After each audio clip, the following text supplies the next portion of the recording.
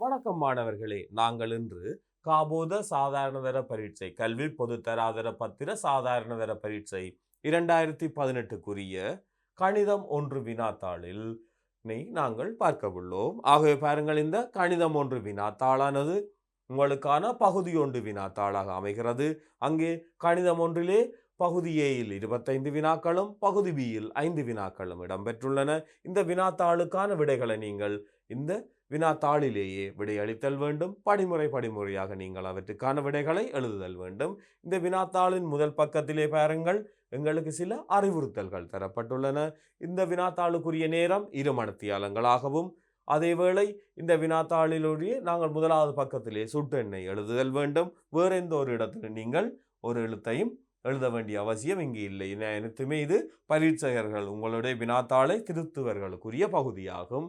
இருந்தாலும் நீங்கள் இந்த இடதுபுறத்திலே மிக முக்கியமான சில விடயங்களை அவர்கள் தந்துள்ளார்கள். பாருங்கள், இவ்வினாத்தாள் 8 பக்கங்களை கொண்டது. அதாவது இந்த வினாத்தாளில் உள்ள பக்கங்களின் எண்ணிக்கையை நீங்கள் பார்த்து கொள்ள முடியும். அடுத்து இப்பக்கத்திலும் 3ஆம் பக்கத்திலும் குறித்த இடங்களில் உமது சுட்டெண்ணை திருத்தமாக எழுதுக.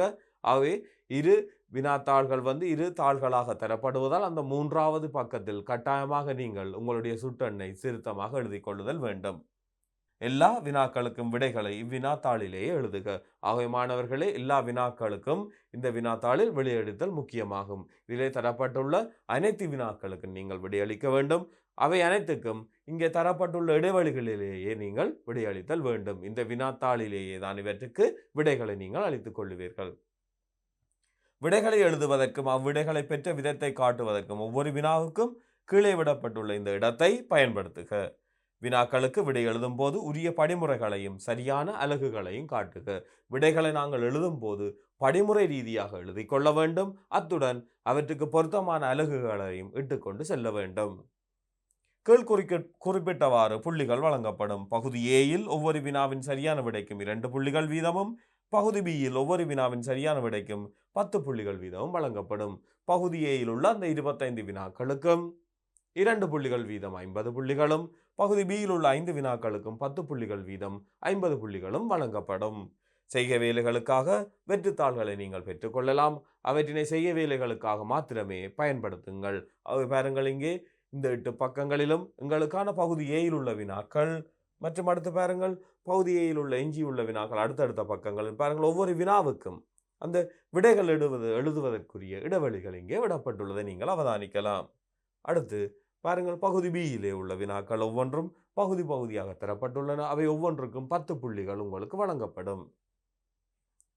ஆகவே மாணவர்களே, இந்த வினாத்தாளின் ஒவ்வொரு பகுதியான விடைகளையும் நாங்கள் அடுத்து பார்க்க உள்ளோம். அதில் முதலாவது நாங்கள் பகுதி ஏயில் உள்ள அந்த முதலாவது வினாவை நாங்கள் பார்ப்போம். அதிலே முதலாவது வினாவை இப்போது பார்ப்போம். 10 மனிதர்கள் ஒரு வேலையை செய்து முடிப்பதற்கு 6 நாட்கள் எடுப்பர் என மதிப்பிடப்பட்டுள்ளது. அதன் 2 மடங்கான வேலையை செய்து முடிப்பதற்கு 8 மனிதர்கள் எடுக்கும் நாட்களின் எண்ணிக்கையை காண்க. பாருங்கள், 10 மனிதர்கள் ஒரு வேலையை செய்து முடிப்பதற்கு 6 நாட்கள் எடுக்கும். ஆகவே அந்த வேலையின் மனித நாட்களை நாங்கள் இலகுவாக காணலாம். ஆகவே அந்த வேலையின்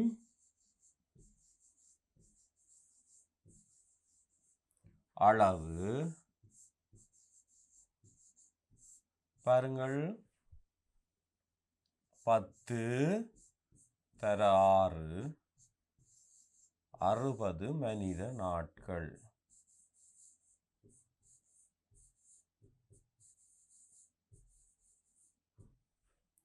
அதன் 2 மடங்கான வேலை, இப்போது இது 60 மனித நாட்கள். ஆகவே அதன் 2 மடங்கு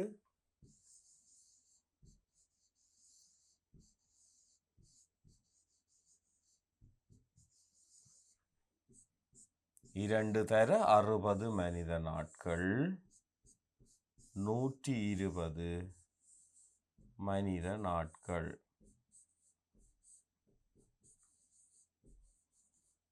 இவ்வேலையை அதன் 2 மடங்கான வேலையை செய்து முடிப்பதற்கு 8 மனிதர்கள் எடுக்கும் நாட்களின் எண்ணிக்கையை காண்க.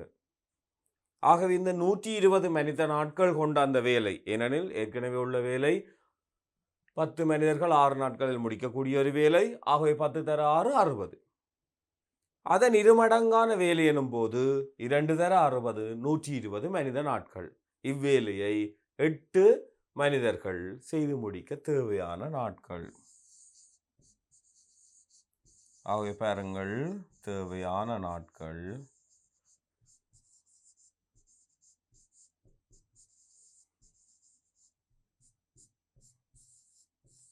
120 நாங்கள் 8 வகுப்போம். 1 அடங்காது 12 8 ஒரு முறை. எண்ணொன்று 8, 12 8 போனால் 4, 40 எண் 5 40. ஆகவே 15 நாட்கள். அந்த இருமடங்கான வேலையை 8 மனிதர்கள் 15 நாட்களில் நிறைவு செய்து கொள்ளுவர். பாருங்கள், இது 120 மனித நாட்கள் என காண்பதற்கு, அதனை 8ஆல் வகுத்து 15 என காண்பதற்கு என்றவாறு 2 புள்ளிகள். இது முதலாவது வினா. இரண்டாவது வினாவை அடுத்து பார்ப்போம். காரணிகளை காண்க. 2x வர்க்கம் சக x சய 6. இது ஒரு இருபடி மூவுறுப்புக்கோவை. 2x வர்க்கம் சக x சய 6 இருபடி மூவுறுப்புக்கோவையை காரணிகளாக்குவதற்கு இதன் பெருக்கத்தை நாங்கள் காண வேண்டும். 6 12, அது மறை 12. பெருக்கம் இங்கே பாருங்கள், மறை 12 என வந்துள்ளது. பெருக்கம் மறை 12 ஆகியால் அங்கே வித்தியாசத்தை தான் நாங்கள் கருத வேண்டும், கூட்டுத்தொகை இல்லை. பெருக்கம் நேராக வரும்போது அங்கே கூட்டுத்தொகை பற்றி நாங்கள் கதைக்கலாம். ஆகவே இங்கே பெருக்கம் மறையாக உள்ளதால் வித்தியாசத்தை நாங்கள் கருதுவோம். பாருங்கள், 12ஐ 6 2 12 எனவும் எழுதலாம், 4 3 12 எனவும் எழுதலாம். இங்கே வித்தியாசம் 1 வேண்டுமாகையால் 3 12. 4 3 நாங்கள் கழிக்கும் போது 1 கிடைக்கும். ஆகவே இதனை எழுதலாம் 2x வர்க்கம் சக 4x சய 3x சய 6 என்ற வகையில் நாங்கள் இங்கே இருபடி மூவுறுப்பு கோவையை 4 உறுப்புகளாக எழுதியுள்ளோம். அடுத்து இவற்றினை 2 சோடிகளாக காரணிப்படுத்துவோம். பொது காரணியை வேறாக்குவோம். 2 4. ஆகவே 2 x வர்க்கம் எக்ஸில் x எடுக்கும் போது பாருங்கள், 2x வர்க்கத்தில் நாங்கள் x எடுக்கும் போது அங்கே x-ம் 2 4 4xல் 2x எடுத்தால் அங்கே 2-ம். 3-னதும் 6-னதும் பொது மடங்கு 3. இரண்டிலுமே மறை உள்ளதால் மறை 3-னை நாங்கள் எடுத்துக்கொள்ளுவோம். ஆகவே x ஆக 2. இப்போது இரண்டிலும் உள்ள பொது காரணியாக x ஆக 2-னை நாங்கள் பொது காரணியை வேறாக்கினால் அது 2x ஆய 3 ஆகும். ஆகவே இந்த 2 காரணிகளினதும் பெருக்கமாக எழுத முடியும். நாங்கள் 4 உறுப்புகளாக்கி அதனை நாங்கள் பொது காரணியை வேறாக்கி நாங்கள் இப்போது இந்த 2 காரணிகளின் பெருக்கமாக எழுதியுள்ளோம். ஆகவே இது நேரடியாகவும் எங்களால் இந்த 2 காரணிகளின் பெருக்கமாக எழுதி கொள்ள முடியும். இதற்காக புள்ளிகளாக ஒரு காரணிக்கு ஒரு புள்ளி வீதம் 2 புள்ளிகளும், சரியான 2 காரணிகளுக்கும் 2 புள்ளிகள் உங்களுக்கு வழங்கப்படும். ஆகவே மாணவர்களை, நாங்கள் இரண்டாவது வினாவை பார்த்துள்ளோம். மூன்றாவது வினாவுக்கு செல்லுவோம். மூன்றாவது வினாவை கவனியுங்கள். உருவில் தரப்பட்டுள்ள தகவல்களுக்கு ஏற்ப எக்ஸின் பெருமானத்தை காண்க. இங்கே பாருங்கள், முக்கோணி ஒன்றின் 3 அகக்கோணங்கள், ஒன்று 80 பாகை, ஒன்று x, மற்றது 3x என தரப்பட்டுள்ளது. ஆகவே இந்த 3 கோணங்களினதும் கூட்டுத்தொகை 180 பாகை. ஏனெனில் ஒரு முக்கோணியின் அகக்கோணங்களின் கூட்டுத்தொகை 180 பாகை ஆகும். ஆகவே நாங்கள் x சக 3x சக 80-னை நாங்கள் கூட்டும் போது 180 கிடைக்கப்பெறும். ஆகவே இது முக்கோணி ஒன்றின் அகக்கோணங்களின் கூட்டுத்தொகை என்பதன் மூலம் பெற்றுக்கொள்ள முடியும். எக்ஸும் 3xம் நாங்கள் சேர்க்கும் போது அது 4x. 4x ஆக 80 பாகை தான் மாணவர்களே, 180 பாகை. ஆகவே 4xனை காணலாம் 180 சய 80 என்பதன் மூலம். ஆகவே 4x 100 பாகை. எக்ஸை காண்பதற்காக நாங்கள் 4 இருபுறமும் வகுப்போம். 10 4 2 முறை, 4 8 மீதி 2 20க்குள் 5 x = 25. எக்ஸின் பெருமானத்தை நாங்கள் கண்டுள்ளோம், அது 25 பாகை. இதற்காக நாங்கள் இந்த முக்கோணி ஒன்றின் அகக்கோணங்களின் கூட்டுத்தொகை 180 எனும் தொடர்பினை பயன்படுத்தி அதனை நாங்கள் ஒரு எளிய சமன்பாடு தீர்த்தல் முறைக்கேற்ப தீர்ப்பதன் மூலம் நாங்கள் x = 25 பாகை என்பதை கண்டுள்ளோம். இதற்குரிய புள்ளிகளாக பாருங்கள், நாங்கள் இந்த தொடர்பை பெறுவதற்கு ஒரு புள்ளியும் இந்த விடை 25 பாகை என்பதை கூறுவதற்கு ஒரு புள்ளியும். இங்கு x பாகைகளில் தரப்பட்டுள்ளமையால் x = 25 என எழுதினாலே போதுமானது. x என பாகையில் தரப்படாது x = என தரப்பட்டிருந்தால் நாங்கள் கட்டாயமாக அங்கே பாகைகளில் எழுதுதல் முக்கியம். ஆகவே மாணவர்களே, நாங்கள் 4வது வினாவை அடுத்து பார்ப்போம். 4வது வினாவை பாருங்கள். உருவில் ABCD ஒரு சதுரம். ABCD ஒரு சதுரம் எனின் அனைத்து கோணங்களும் 90 பாகை, அதன் 4 பக்கங்களும் சமனாகும். BCE ஓர் ஆரைச்சிறையாகும். ஆரைச்சிறை எனும் போது இதன் மைய கோணம் 90 பாகை. ஆகவே இது ஒரு கால்வட்டம் என கொள்ளலாம். இங்கே இந்த பக்க நீளமும் இங்கு சமனாகும். இவ்வளவு தொடர்புகளையும் நாங்கள் எங்களுக்கு தரப்பட்டுள்ள இந்த தரவுகளை வைத்துக்கொண்டு எழுதி கொள்ள முடியும். இக்கூட்டுருவின் சுற்றளவை நாங்கள் காண வேண்டும். கூட்டுருவின் சுற்றளவு எனும் போது பாருங்கள், 1 2 3 4 ஏழுகளும், அடுத்து இந்த CE எனும் இந்த வில்லின் நீளத்தையும் கூட்ட வேண்டும்.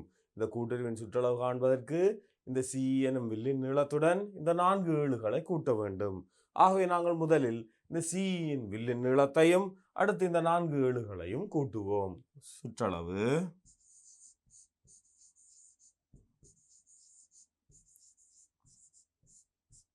வில்லின் நீளம், இது ஒரு கால்வட்டம். 90 பாகை மைய கோணம் என்றபடியால் 360 90 மாணவர்களே, அது 4 1 தர 2πr 2 தர 22 கீழ் 7 தர ஆர் இங்கு 7. அத்துடன் 1 2 3 4 ஏழுகளை கூட்டுவோம். 4 தர 7 அல்லது 4 தடவைகள் நீங்கள் 7 சக 7 சக 7 சக 7 என்ற வகையில் எழுதி கொண்டு செல்ல முடியும். 7 1 7 7 1 7 ஈர் 2 4 ஈர் 1 2. மேலும் சுருக்கலாம் பாருங்கள், ஈர் 1 ஈர் 11. மொத்தத்தில் பாருங்கள் 11 11 4 28. ஆகவே 39 சென்டிமீட்டர். அல்லது தனியே நீங்கள் இந்த வில்லின் நீளத்தை கண்டுவிட்டு பிறகு 28 சென்டிமீட்டருடன் உங்களை கூட்ட முடியும். ஆகவே பாருங்கள், 11 சக 28 39 கிடைத்துள்ளது. நாங்கள் இந்த வில்லின் நீளம் கால்வட்ட வடிவில் உள்ளதால் கால்வட்டம் எனும் போது 4 1 தர 2πr என பிரதியீடு செய்கிறோம். இங்கு ஆரை 7 2 தர 22 7 தர 7 என சுருக்கும் போது அங்கே 11 கிடைக்கின்றது. இதிலே நாங்கள் வில்லின் நீளத்தை காண்பதற்கு ஒரு புள்ளியும் 28உடன் கூட்டி விடையை காண்பதற்கு ஒரு புள்ளியுமாக மொத்தம் 2 புள்ளிகள். இது 4வது வினா. 5வது வினாவை பார்ப்போம். சுருக்குக 4 கீழ் x ஆய 1 கீழ் 2x. இப்போது பாருங்கள், கழித்தல் அட்சர கணித பின்னங்களின் கழித்தல். ஆகவே நாங்கள் இந்த பகுதி எண்களை நோக்குவோம். இங்கே x அங்கே 2x. பகுதி எண்கள் சமனாக இருக்கும் போதுதான் இவற்றினை நாங்கள் கழிக்க முடியும். இது x இது 2x ஆகியால் நாங்கள் முதலில் அதனை சமப்படுத்துவோம். x 2x எனும் போது அங்கே அவற்றின் பொமசி 2 தர x 2x. ஆகவே 2x பொமசி. இரண்டிலும் x காணப்படுகிறது. அட்சரம் இங்கே ஒரு x அங்கே 2 ஒரு 2 2 ஆகும். இங்கே x ஆனது பாருங்கள் பகுதி எண் x. இங்கே 2x ஆகையால் 4 2 8. இங்கே 2x ஆகவே இருக்கின்றது. ஆகவே 1 7 கீழ் 2x. பாருங்கள், பகுதியை நாங்கள் 2 பெருக்கி x ஆக இருந்ததை 2x ஆக்குவதற்கு நாங்கள் 2 பெருக்கினோம். அதுதான் 2x. மேலே அப்போ தொகுதியை 4 2 8 என நாங்கள் 2 பெருக்கி 8 8 சாய 1 7 என்பதை நாங்கள் பெற்று 7 கீழ் 2x தான் எங்களுக்கான இந்த விடையாக பெறப்பட்டுள்ளது. இங்கு பாருங்கள், பொமசி காண்பதற்கு ஒரு புள்ளியும் விடையை பெற்றுக் கொள்வதற்கு ஒரு புள்ளியுமாக மொத்தம் 2 புள்ளிகள். அடுத்த வினாவுக்கு செல்லுவோம். உருவில் ஏபிசி என்பது ஒரு நேர்கோடு. ஏபிசி ஒரு நேர்கோடு ஆகும். தரப்பட்டுள்ள தகவல்களுக்கு ஏற்ப டிஏபி இன் பருமனை காண்க. டிஏபி இன் பருமனை நாங்கள் காண வேண்டும். இப்போது பாருங்கள், இந்த பிசிடி எனும் முக்கோணி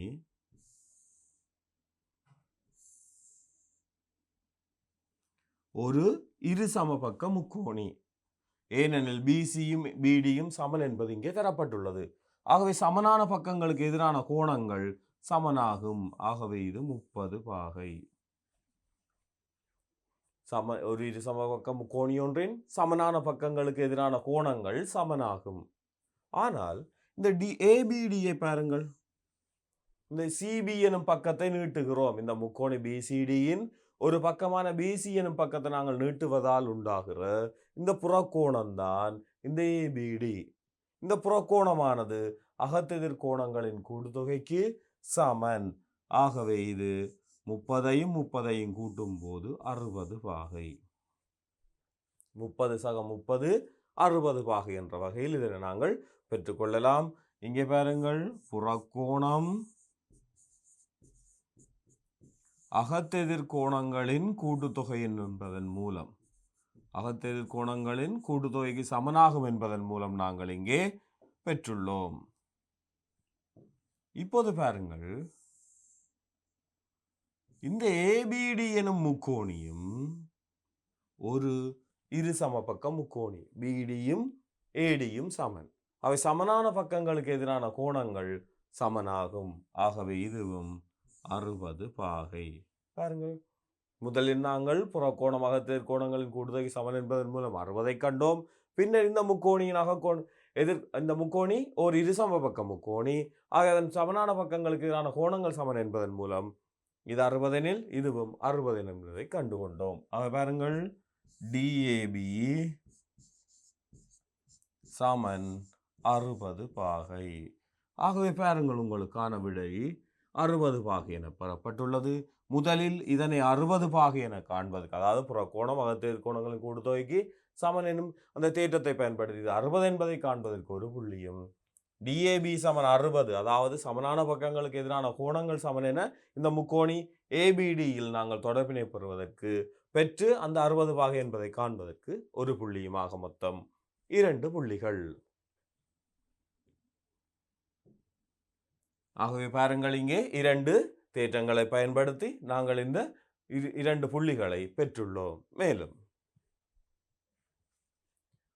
7வது வினா 26.3 சமன் 10 1.42 ஆகும். அதாவது 26.3 10 வலுவாக எழுதும் போது அது 1.42 ஆகும். 10 வலுக்களாக எழுதுவதுதான் எங்களுக்கு மடக்கை வடிவில் உள்ளது. LG 26.3 பெருமானம் யாது? இங்க பாருங்க, இது சுட்டி வடிவில் தரப்பட்டுள்ளது. பாருங்க, 26.3 தான் 10 1.42. இதனை நாங்கள் மடக்கை வடிவில் எழுதினால் LOG அடி 10 26.3 அதன் வலுவுக்கு சமனாகும் 1.42. LOG அடி 10 தான் நாங்கள் LG என அழைப்போம். ஆகவே LG 26.3 தான் 1.42. மிக இலகுவான ஒரு வினா. இது சுட்டி வடிவில் உள்ளதை நாங்கள் நேரடியாக மடக்கை வடிவில் மாற்றுவதன் மூலம் இந்த வினாவுக்கான விடையான 1.42 பெற்றுக்கொண்டோம். சுட்டி வடிவிலிருந்து மடக்கு வடிவுக்கு மாற்றுகிறோம். இவ்வாறு சுட்டி மற்றும் மடக்கை ஆகியவற்றுக்கு இடையிலான இந்த தொடர்பு ஒவ்வொரு வருடமும் உங்களுக்கு வினாவாக வினவப்படுகிறது. பாருங்கள், இதற்கு நேரடியாக நாங்கள் 2 புள்ளிகளை பெற்றுக்கொள்ளலாம். இந்த சுட்டி வடிவிலிருந்து மடக்கை வடிவுக்கு மாற்றுவதற்கான இந்த நேரடி வடிவத்துக்கு உங்களுக்கு 2 புள்ளிகள். அடுத்த வினா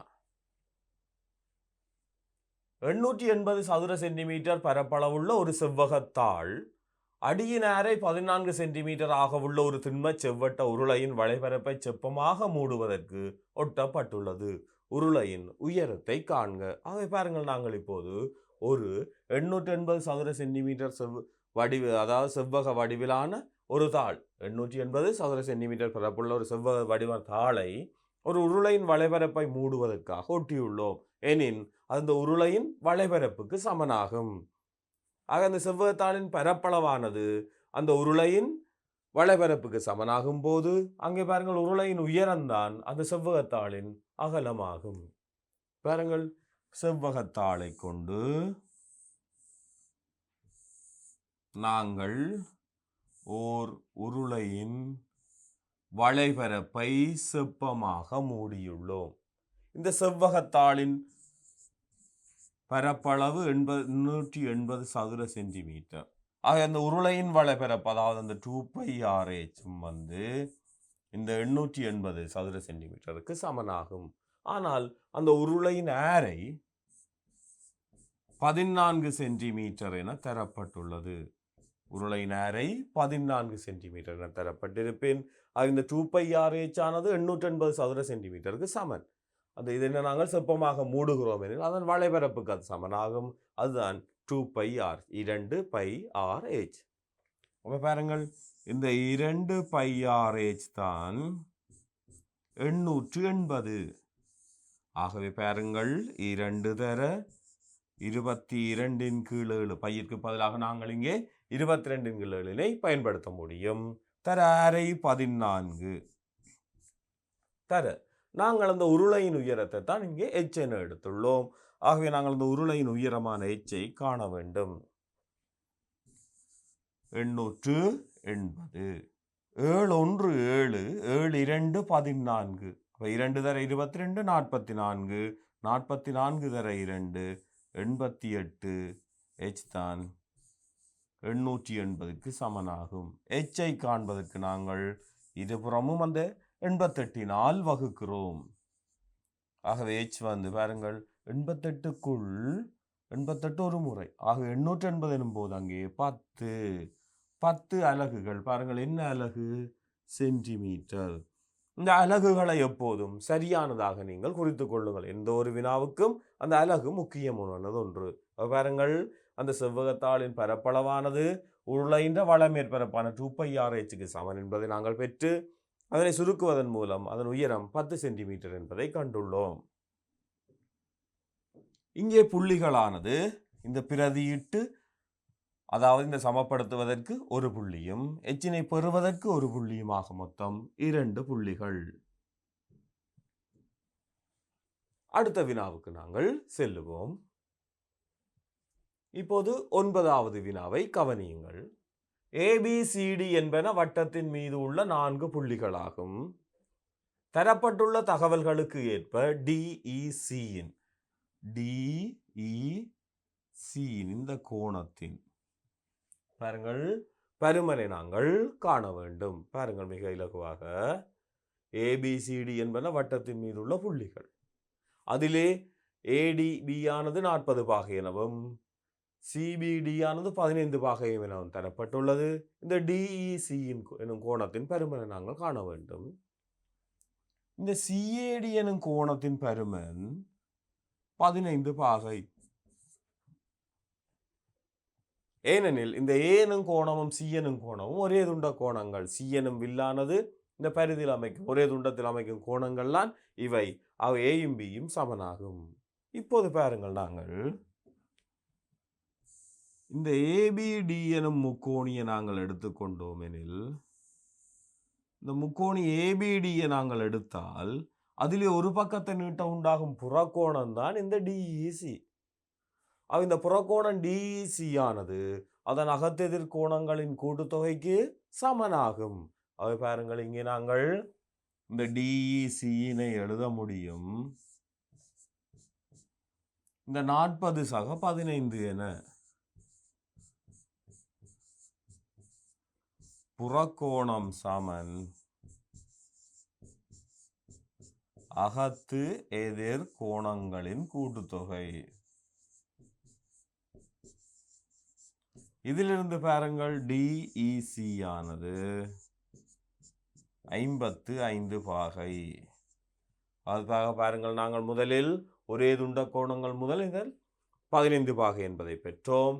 பின்னர் புறக்கோணம் அகத்தெதிர்கோணங்களின் கூட்டுத்தொகை என்பதை நாங்கள் பெற்றுக்கொண்டு DEC ஆனது 55 பாகை என்பதை பெற்றுக்கொண்டோம்.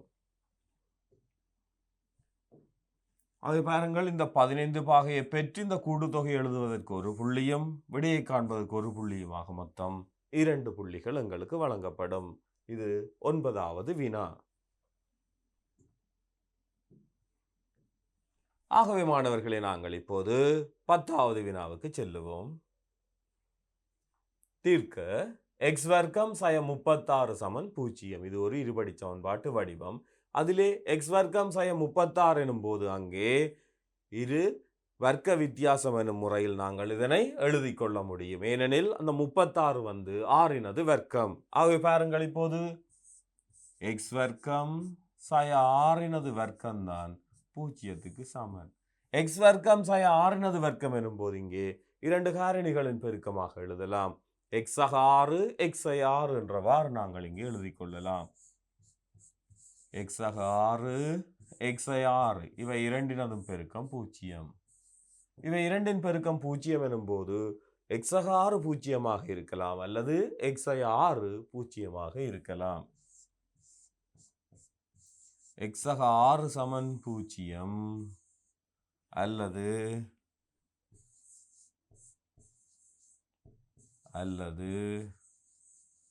x 6 சமன் 0. இதிலிருந்து நாங்கள் x சமன் மறை 6 அல்லது x சமன் 6 என்ற வகையில் பெற்றுக்கொள்ளலாம். ஆகவே இங்கே 2 தீர்வுகளை நாங்கள் பெற்றுக்கொண்டுள்ளோம். ஒன்று x சமன் மறை 6 அல்லது x சமன் 6. ஆகவே பாருங்கள், இங்கே வர்க்க வித்தியாசமாக எழுதுகிறோம்.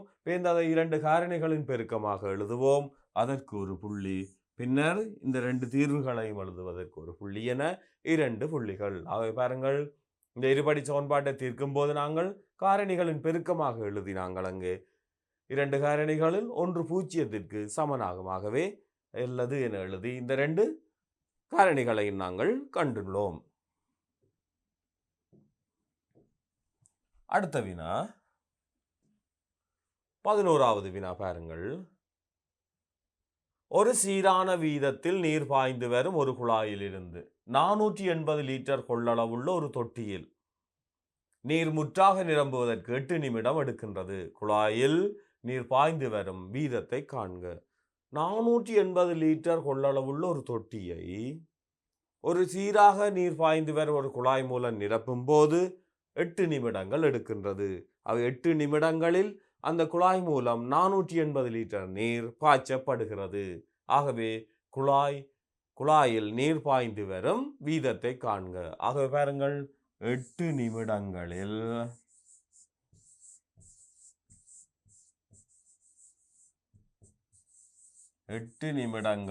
பாயும் நீர் 480 லிட்டர்.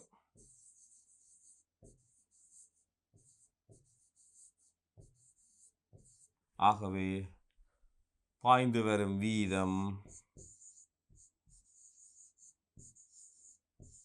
பாருங்கள், 8 நிமிடங்களில் 480 எனில் ஒரு நிமிடத்தில் எவ்வளவு என கண்டோம் எனில் காணும். 6 48. ஆகவே 60 லிட்டர் நிமிடத்திற்கு.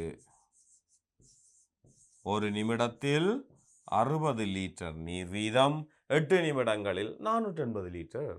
எங்களுக்கு அந்த நீர் பாயும் வீதமானது 60 லிட்டர் per நிமிடம் எனும் வகையில் நாங்கள் இங்கே பெற்றுக்கொண்டுள்ளோம். பாருங்கள், அதை முற்றாக நிரப்ப 480 லிட்டர் கொள்ளளவுள்ள அந்த தொட்டியை நிரப்ப 8 நிமிடங்கள். ஆகவே ஒரு நிமிடத்தில் 60 லிட்டர் per நிமிடம். பாருங்கள், 480 8ஆல் சுருக்குவதற்கு 1, விடையை பெற்றுக் கொள்வதற்கு 1 என 2 புள்ளிகள். அடுத்து, பொருத்தமான சொற்களை பயன்படுத்தி வெற்றிடங்களை நிரப்புக. ஓர் இணைகரத்தின் எதிர் பக்கங்கள் சமனாகும். ஓர் இணைகரத்தின் எதிர் கோணங்கள் சமனாகும். ஆகவே இங்கே இரு விடைகள் பொருத்தமானவை. ஒன்று எதிர் பக்கங்கள் மற்றும் எதிர் கோணங்கள் சமனாகும். நாங்கள் இரண்டில் யாதாயினும் ஒன்றை மாத்திரம் எழுதினாலே போதுமானது. எதிர் பக்கங்கள்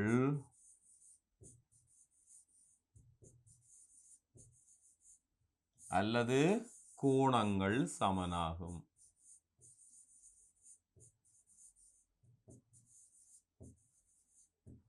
ஓர் இணைகரத்தின் ஒவ்வொரு மூலைவிட்டத்தினாலும் ஓர் இணைகரத்தின் ஒவ்வொரு மூலைவிட்டமும் அதனது பரப்பளவை இரு சமகூறிடுகிறது. இணைகரத்தின் மூலைவிட்டமானது அதன் பரப்பளவை இரு சமகூறிடும். அதன் பரப்பளவு இரு சமகூறிடப்படுகின்றது. பாருங்கள், ஒரு இணைகரத்தின் ஒவ்வொரு மூலைவிட்டத்தினாலும் அதன் பரப்பளவு இருகூறிடப்படுகின்றது. பாருங்கள், இரண்டு இடைவெளிகளிலும் நாங்கள் பொருத்தமான விடைகளை நாங்கள் எழுதி கொள்ளுதல் வேண்டும். இணைகரங்கள் தொடர்பான தேற்றங்களை பயன்படுத்தி நாங்கள் இவற்றினை நிரப்பியுள்ளோம். ஒரு சரியான விடைக்கு ஒரு புள்ளி என்ற வகையில் இரண்டு விடைகளுக்கும் மொத்தமாக 2 புள்ளிகள். நாங்கள் இப்போது பார்த்தது 12வது வினா. இப்போது பாருங்கள் 13வது வினாவை. பக்கங்களில் 1 தொடக்கம் 6 வரைக்கும் இலக்கமிடப்பட்ட ஒரு கோடாத தாயக்கட்டையை உருட்டும் போது 2 1 மடங்கு அல்லது 3 1 மடங்கு கிடைப்பதற்கான நிகழ்தகவை காண்க. அப்ப பாருங்கள், 1 2 3 4 5 6 என இலக்கமிடப்பட்ட ஒரு தாயக்கட்டையை நாங்கள் உருட்டுகிறோம். அப்போது 2 1 மடங்கு எனும் போதங்கு 2 4 6 கிடைக்கும். 3 1 மடங்கு எனும் போதங்கே 3 6 கிடைக்கும். ஆக பாருங்கள், 2 மடங்கு அல்லது 3 மடங்குகள் எனும் போது 2 3 4 6 என்பவற்றுள் யாதாயினும் ஒன்று கிடைக்கலாம். மொத்தமாக பாருங்கள், 6 இலக்கங்கள் உண்டு. 6லே 2 அல்லது 3 மடங்குகள் 1 2 3 4 உண்டு. ஆகவே இதன் நிகழ்தகவு 6ல் 4. முதலில் நாங்கள் அந்த 2 அல்லது 3 மடங்குகளை இனங்காண்போம். அவற்றின் எண்ணிக்கையை கண்டோம் எனில் மொத்தமாக 6, அதற்றுள் 2 அல்லது 3 மடங்குகள் 4 ஆகியால் 6ல் 4. இதனை நாம் 3ல் 2 என்றவாறு எழுதி கொள்ளலாம் எளிய வடிவில். இப்போது பாருங்கள், நேரடியாக நாங்கள் எழுதும் இந்த விடைக்கு 2 புள்ளிகள். 6ல் 4 என எழுதினாலே போதுமானது. எங்களுக்கு இங்கே 2 புள்ளிகள் கிடைக்கப்பெறும்.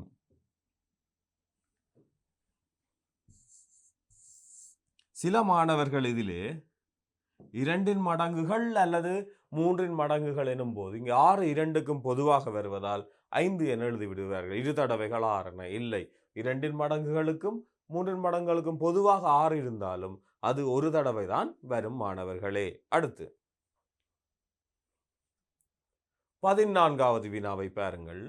உருவில் காட்டப்பட்டுள்ள வட்டத்தின் விட்டம் PQ ஆகும்.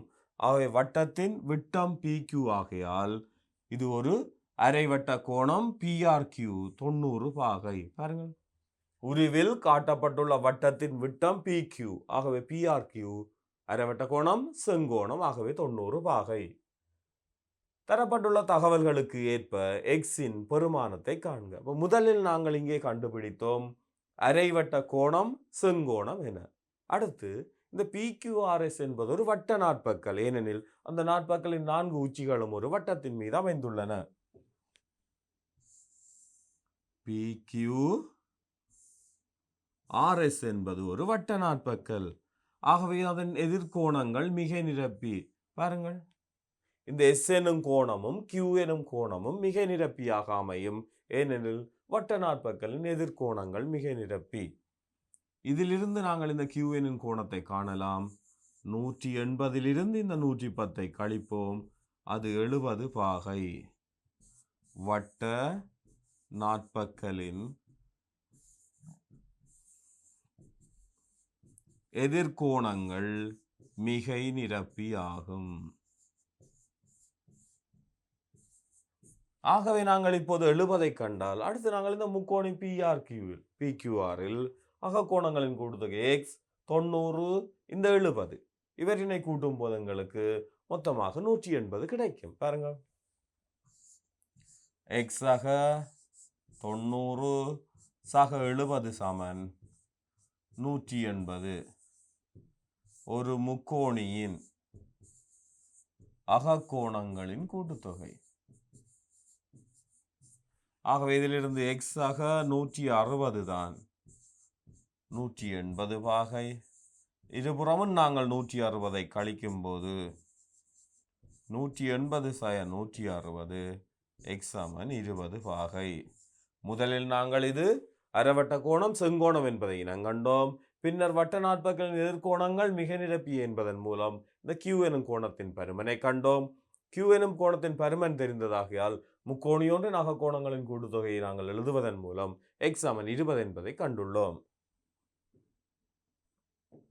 ஆகவே இது 70 பாகை என்பதை காண்பதற்கு ஒரு புள்ளியும் x சமன் 20 என்பதை எழுதுவதற்கு ஒரு புள்ளியுமாக மொத்தம் 2 புள்ளிகள். ஆகவே பாருங்கள், இந்த இரு புள்ளிகளும் முதலில் நாங்கள் இந்த 70 இனம் காண்பதற்கும் பின்னர் எக்ஸினை காண்பதற்குமாக வழங்கப்படும். அடுத்து பார்ப்போம். இவ்வட்டவணைக்கு ஏற்ப இங்கே பாருங்கள், ஆண்டு வருமானமும் வரி சதவீதமும் தரப்பட்டுள்ளது.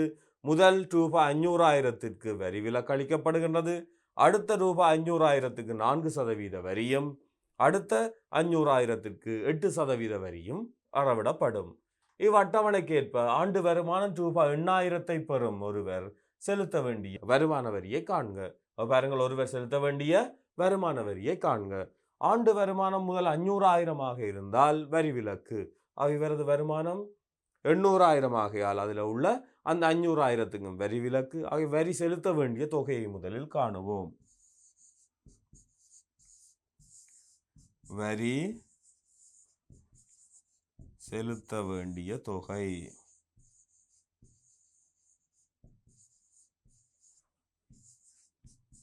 வரி செலுத்த வேண்டிய தொகை பாருங்கள், 800,000ல் 500,000க்கு அவர் வரி செலுத்த வேண்டிய அவசியம் இல்லை. ஆகவே ரூபாய் 300,000க்கு வரி செலுத்தினாலே போதுமானது. இந்த 300,000 அடுத்த 500,000ற்குள் அடங்குவதால் அவர் 4% வரியை மாத்திரமே செலுத்த முடியும். சில வேளைகளில் 500,000க்கு மேல் அந்த தொகை வந்திருந்தால் அது அடுத்துள்ள முதல் 500,000க்கு 4%, அதற்கு அடுத்துள்ள மேலதிக வர்ற அந்த 500,000க்கு 8% எனும் வகையிலும் அவர் வரி செலுத்த வேண்டும். ஆகவே அவர் செலுத்தும் வருமான வரி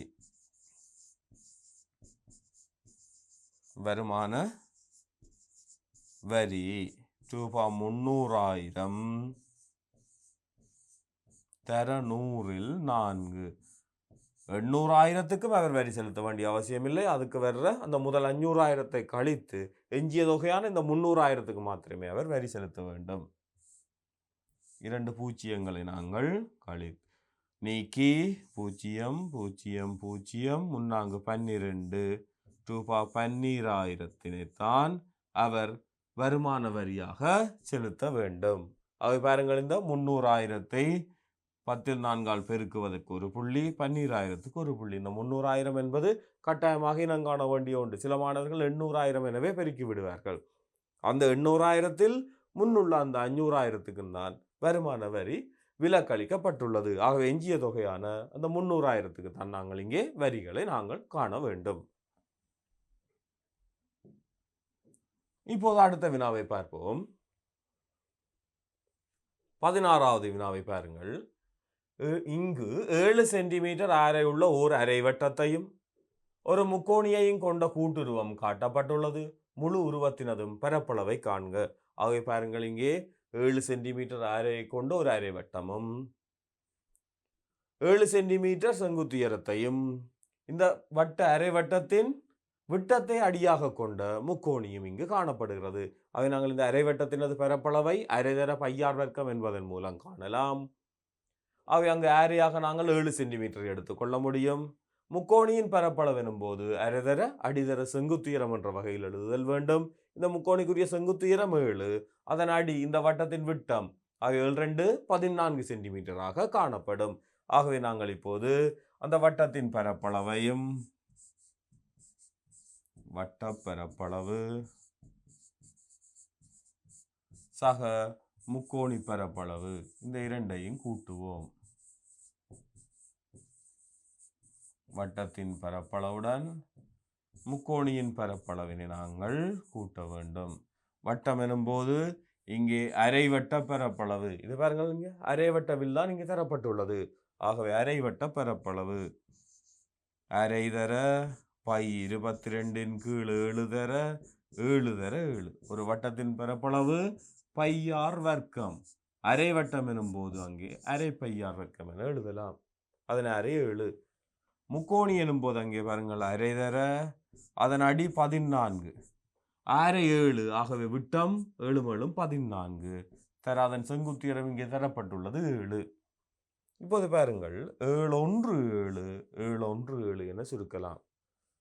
ஈர் 1 2 ஈர் 11 22. அதே போல் இங்கே பாருங்கள் ஈர் 1 2 ஈர் 7 14. அவை 11 7 77 7 7 49. கூட்டுவோம் பாருங்கள் 9 7 16 1 மீதி 8 4 12 126 சதுர சென்டிமீட்டர். பரப்பளவு சதுர சென்டிமீட்டர். நீளம் சென்டிமீட்டரில் தரப்பட்டுள்ளவையால் அதன் பரப்பளவு சதுர சென்டிமீட்டரில் இங்கு தரப்படும். அவை பாருங்கள், முதலில் நாங்கள் 7 சென்டிமீட்டர் ஆரை கொண்ட அந்த அரை வட்டத்தின் பரப்பளவையும் அதன் அடியின் நீளம் 14 சென்டிமீட்டராகவும் செங்குத்தியரம் 7 சென்டிமீட்டராகவும் கொண்ட அந்த முக்கோணியின் பரப்பளவையும் தனித்தனியே சுருக்கி விடையினை கூட்டி எழுதுவதன் மூலம் இந்த உருவின் முழு உருவத்தினதும் பரப்பளவை கண்டுள்ளோம். இங்கே சமன்பாடுகளை பெற்று எழுதுவதற்கு சுருக்கி விடை காண்பதற்கென 2 புள்ளிகள். அடுத்த வினா 17வது வினா. 17வது வினாவை கவனியுங்கள். உருவில் தரப்பட்டுள்ள தகவல்களுக்கு ஏற்ப எக்ஸின் பெருமானத்தை காண்க. இங்கே பாருங்கள் 2 முக்கோணிகளை கொண்ட ஒரு உரு இங்கே தரப்பட்டுள்ளது. ஆகவே இதனை கொண்டு நாங்கள்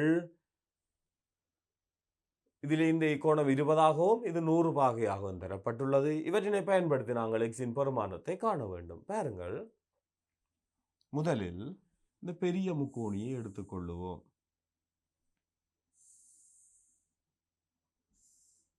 இந்த முக்கோணியின் 2 பக்கங்களின் நடுப்புள்ளிகளை இணைக்கும் நேர்கோடு 3ஆம் பக்கத்திற்கு சமாந்தரமாக அமையும். பாருங்கள், மிக இலகுவாக நடுப்புள்ளி தேற்றம். ஒரு முக்கோணியின் 2 பக்கங்களின் நடுப்புள்ளிகளை இணைக்கும் நேர்கோடு 3ஆம் பக்கத்துக்கு சமாந்தரமாகவும் அதன் அரைவாசியாகவும் அமையும். எங்களுக்கு இந்த சமாந்தரம் என்பதே போதுமானது. ஆகவே இந்த 100 பாகையும் இந்த கோணமும் ஒத்த கோணங்களாக இருக்கு. ஆகவே மாணவர்களை பாருங்கள், இந்த 100 பாகையும் இந்த கோணமும் ஒத்த கோணங்கள் F வடிவில் காணப்படுகின்றன. ஆகவே அதுவும் 100 பாகை. இது ஒத்த கோணங்கள் ஆதலால் ஒத்த கோணங்கள்.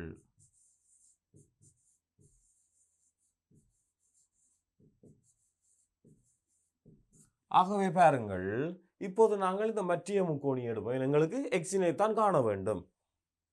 ஆகவே எக்ஸை காண வேண்டும் எனில் பாருங்கள், இந்த எக்ஸினை ஒரு அகக்கோணமாக கொண்ட இந்த முக்கோணியை எடுத்தோம் எனில் முக்கோணி ஒன்றின் ஒரு பக்கத்தின் நீட்ட உண்டாகும் புறக்கோணம், அதாவது இந்த 100 பாகை அதன் அகத்தெதிர்கோணங்களான இந்த எக்ஸினதும் 20னதும் கூட்டுத்தொகைக்கு சமனாகும். பாருங்கள், எக்ஸ் சக 20 பாகை தான் 100 பாகைக்கு சமன். புறக்கோணமானது அகத்தெதிர்கோணங்களின் கூட்டுத்தொகைக்கு சமனாகும். ஆகவே மாணவர்களை பாருங்கள், எக்ஸினை காண்பதற்கு இருபுறமும் நாங்கள் 20னை கழிப்போம். ஆகவே 100 - 20 எக்ஸ் சமன் 80 பாகை. பாருங்கள், மிக இலகுவாக முதல் நடுப்புள்ளி தேற்றத்தை பயன்படுத்தி இவை இரண்டும் சமாந்தரமாதலால் ஒத்த கோணங்களின்படி இது 100 பாகை என்பதையும், பின்னர் இந்த முக்கோணியின் புறக்கோணம் அகத்தெதிர்கோணங்களின் கூட்டுத்தொகைக்கு சமன் என்பதன் மூலம் எக்ஸ் சமன் 80 என்பதையும் பெற்றுக்கொண்டோம்.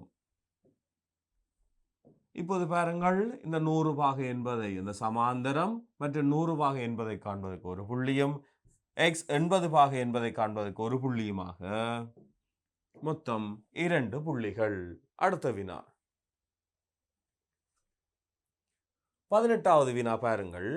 2 மறை 1 0 3 1 3 மறை 2 1 எனும் இரு தாயங்கள் பெருக்கும் போது xy மறை 6 3 எனும் மூலகங்களை கொண்ட ஒரு தாயம் பெறப்படுகிறது. எக்ஸினதும் வையினதும் பெருமானத்தை காண்க. ஆக பாருங்கள், இப்ப மிக இலகுவாக எக்ஸையும் வையையும் நாங்கள் காண வேண்டுமெனில் இவ்விரு தாயங்களையும் பெருக்கத்தை நாங்கள் எழுதுதல் வேண்டும். ஆகவே பாருங்கள், எங்களுடைய இந்த வினாத்தாள்களில் தாயங்களின் பெருக்கம்தான் பெரும்பாலான வினாத்தாள்களில் இடம்பெற்று வருகின்றது. ஆகவே இந்த தாய பெருக்கம் பற்றி நீங்கள் மிகவும் அவதானமாக வைத்துக் கொள்ளுங்கள், ஞாபகம் வைத்துக் கொள்ளுதல் வேண்டும். இந்த எக்ஸ் ஆனது பாருங்கள், முதலாவது தாயத்தின் கிடை அடுத்து நிரல் என்ற பெருக்கத்தின் மூலம் இங்கு பெறப்படும். அதை பாருங்கள், 2 மறை 1 1 மறை 2 பெருக்கம் தான் உங்களுக்கு அங்கே எக்ஸ் என்றவாறு பெறப்படும். அதே போல் பாருங்கள், 2 மறை 1 3 1 பெருக்கம் தான் வையாக காணப்படும். அதை நாங்கள் இதை சுருக்குவோம். 2 தர 1 சக மறை 1 தர மறை 2, இதுதான் எக்ஸிற்கு சமனாகும். அது பாருங்கள், எக்ஸ் சமன் 2 சக 2 4. பாருங்கள், நாங்கள் நேரடியாகவே பெருக்கி எழுதி கொள்ளலாம். பாருங்கள், 2 2 மறை 1 தர மறை 2 நேர் 2 2 2 4. அடுத்து பார்ப்போம், வையினை காணுவோம். 2 தர 3 சக மறை 1 தர 1 3 6 சய 1 5. வையின் பெருமானத்தை கண்டோம். பாருங்கள், 3 6 மறை 1 தர நேர் 1 மறை 1 6 1 போனால் 5. எக்ஸ் ஆனது 4, வையானது 5 என்ற வகையில் நாங்கள் பெற்றுக்கொண்டுள்ளோம். கிடை நிலைக்குத்து என்ற வகையில் நீங்கள் இந்த தாய பெருக்கத்தை ஞாபகம் வைத்திருத்தல் வேண்டும். எக்ஸின் சரியான விடைக்கு ஒரு புள்ளியும் வையின் சரியான விடைக்கு ஒரு புள்ளியுமாக மொத்தமாக 2 புள்ளிகள். ஆகவே இது 18வது வினா. 19வது வினாவை பார்ப்போம். உருவில் உள்ள வட்டத்தின் மையம் O ஆகும். இங்கே பாருங்கள், இந்த வட்டத்தின் மையம் O ஆகும். தரப்பட்டுள்ள தகவல்களுக்கு ஏற்ப OCBயின் பருமனை காண்க. இந்த OCB எனும் இந்த கோணத்தின் பருமனை காண வேண்டும். பாருங்கள், இப்போது இந்த AB என்பது ஒரு நாண். இந்த வட்டத்திற்கு அந்த நாணின் நடுப்புள்ளியையும் மையத்தையும் இணைக்கும் நேர்கோடு அந்த நாணுக்கு செங்குத்தாகும். பாருங்கள், AB எனும் நாணின் நடுப்புள்ளியையும் மையத்தையும் இணைத்துள்ளோம். இந்த OC என்பது இந்த நாணின் நடுப்புள்ளியினூடாக செல்கிறது. ஆகவே இது 90 பாகை செங்குத்தாகும். அடுத்து இந்த AOC எனும் கோணம் 50 பாகை எனில் ABC எனும் கோணத்தை இலகுவாக சொல்லலாம். இந்த ABC எனும் கோணம் பாருங்கள், இந்த AC எனும் வில்லானது மையத்தில் எதிரமைக்கும் கோணம் AOC, அவ்வில் எஞ்சிய பரிதியில் எதிரமைக்கும் கோணம் ABC. ஆகவே ABC ஆனது பரிதியில் எதிரமைக்கும் கோணம் இந்த மையத்தில் எதிரமைக்கும் கோணத்தின் அரைவாசியாக காணப்படும். ஆக 50 கீழ் 2 25 பாகை. இந்த கோணம் எங்களுக்கு தெரியும், இது செங்குத்து 90 ஆகையால் ஒன்றில் முக்கோணிகளின் அகக்கோணங்களின் கூட்டுத்தொகையை பயன்படுத்தி காணலாம், அல்லது புறக்கோணம் அகத்தெதிர் கோணங்களின் கூட்டுத்தொகை என்பதை பயன்படுத்தி நாங்கள் இங்கே இந்த BCO எனும் கோணத்தை நாங்கள் கண்டுகொள்ள முடியும். பாருங்கள், இந்த புறக்கோணம் அகத்தெதிர் கோணங்களின் கூட்டுத்தொகைக்கு சமனாகும். ஆகவே பாருங்கள், இதிலே உள்ள இந்த 25ம் இந்த BCOவும் பாருங்கள், அதாவது OCB அல்லது BCO உடன் இந்த 25 பாகையை கூட்டும் போதங்களுக்கு 90 கிடைக்கும். புறக்கோணம் சமன் அகத்து எதிர் கோணங்களின் கூட்டுத்தொகை. ஆகவே இந்த OCB எனும் பருமனை நாங்கள் காண முடியும். 90 சய 25. ஆகவே அது 65 பாகை. OCB 65 பாகை என்பதை பெற்றுக்கொண்டோம். முதலில் நாங்கள் பாருங்கள், இந்த நாணின் நடுப்புள்ளியையும் மையத்தையும் இணைக்கும் கோடு அந்த நாணுக்கு செங்குத்து என்பதையும், பின்னர் பரிதியில் எதிரமைக்கும் கோணம் இந்த மையத்தில் எதிரமைக்கும் கோணத்தின் அரைவாசி என்பதையும் பெற்றுக்கொண்டு இந்த முக்கோணியின் புறக்கோணம் அகத்தெதிர் கோணங்களின் கூடுதலுக்கு சமனாகும் எனும் தேற்றத்தையும் பயன்படுத்தி இப்போது OCB 65 பாகை என்பதை கண்டுள்ளோம்.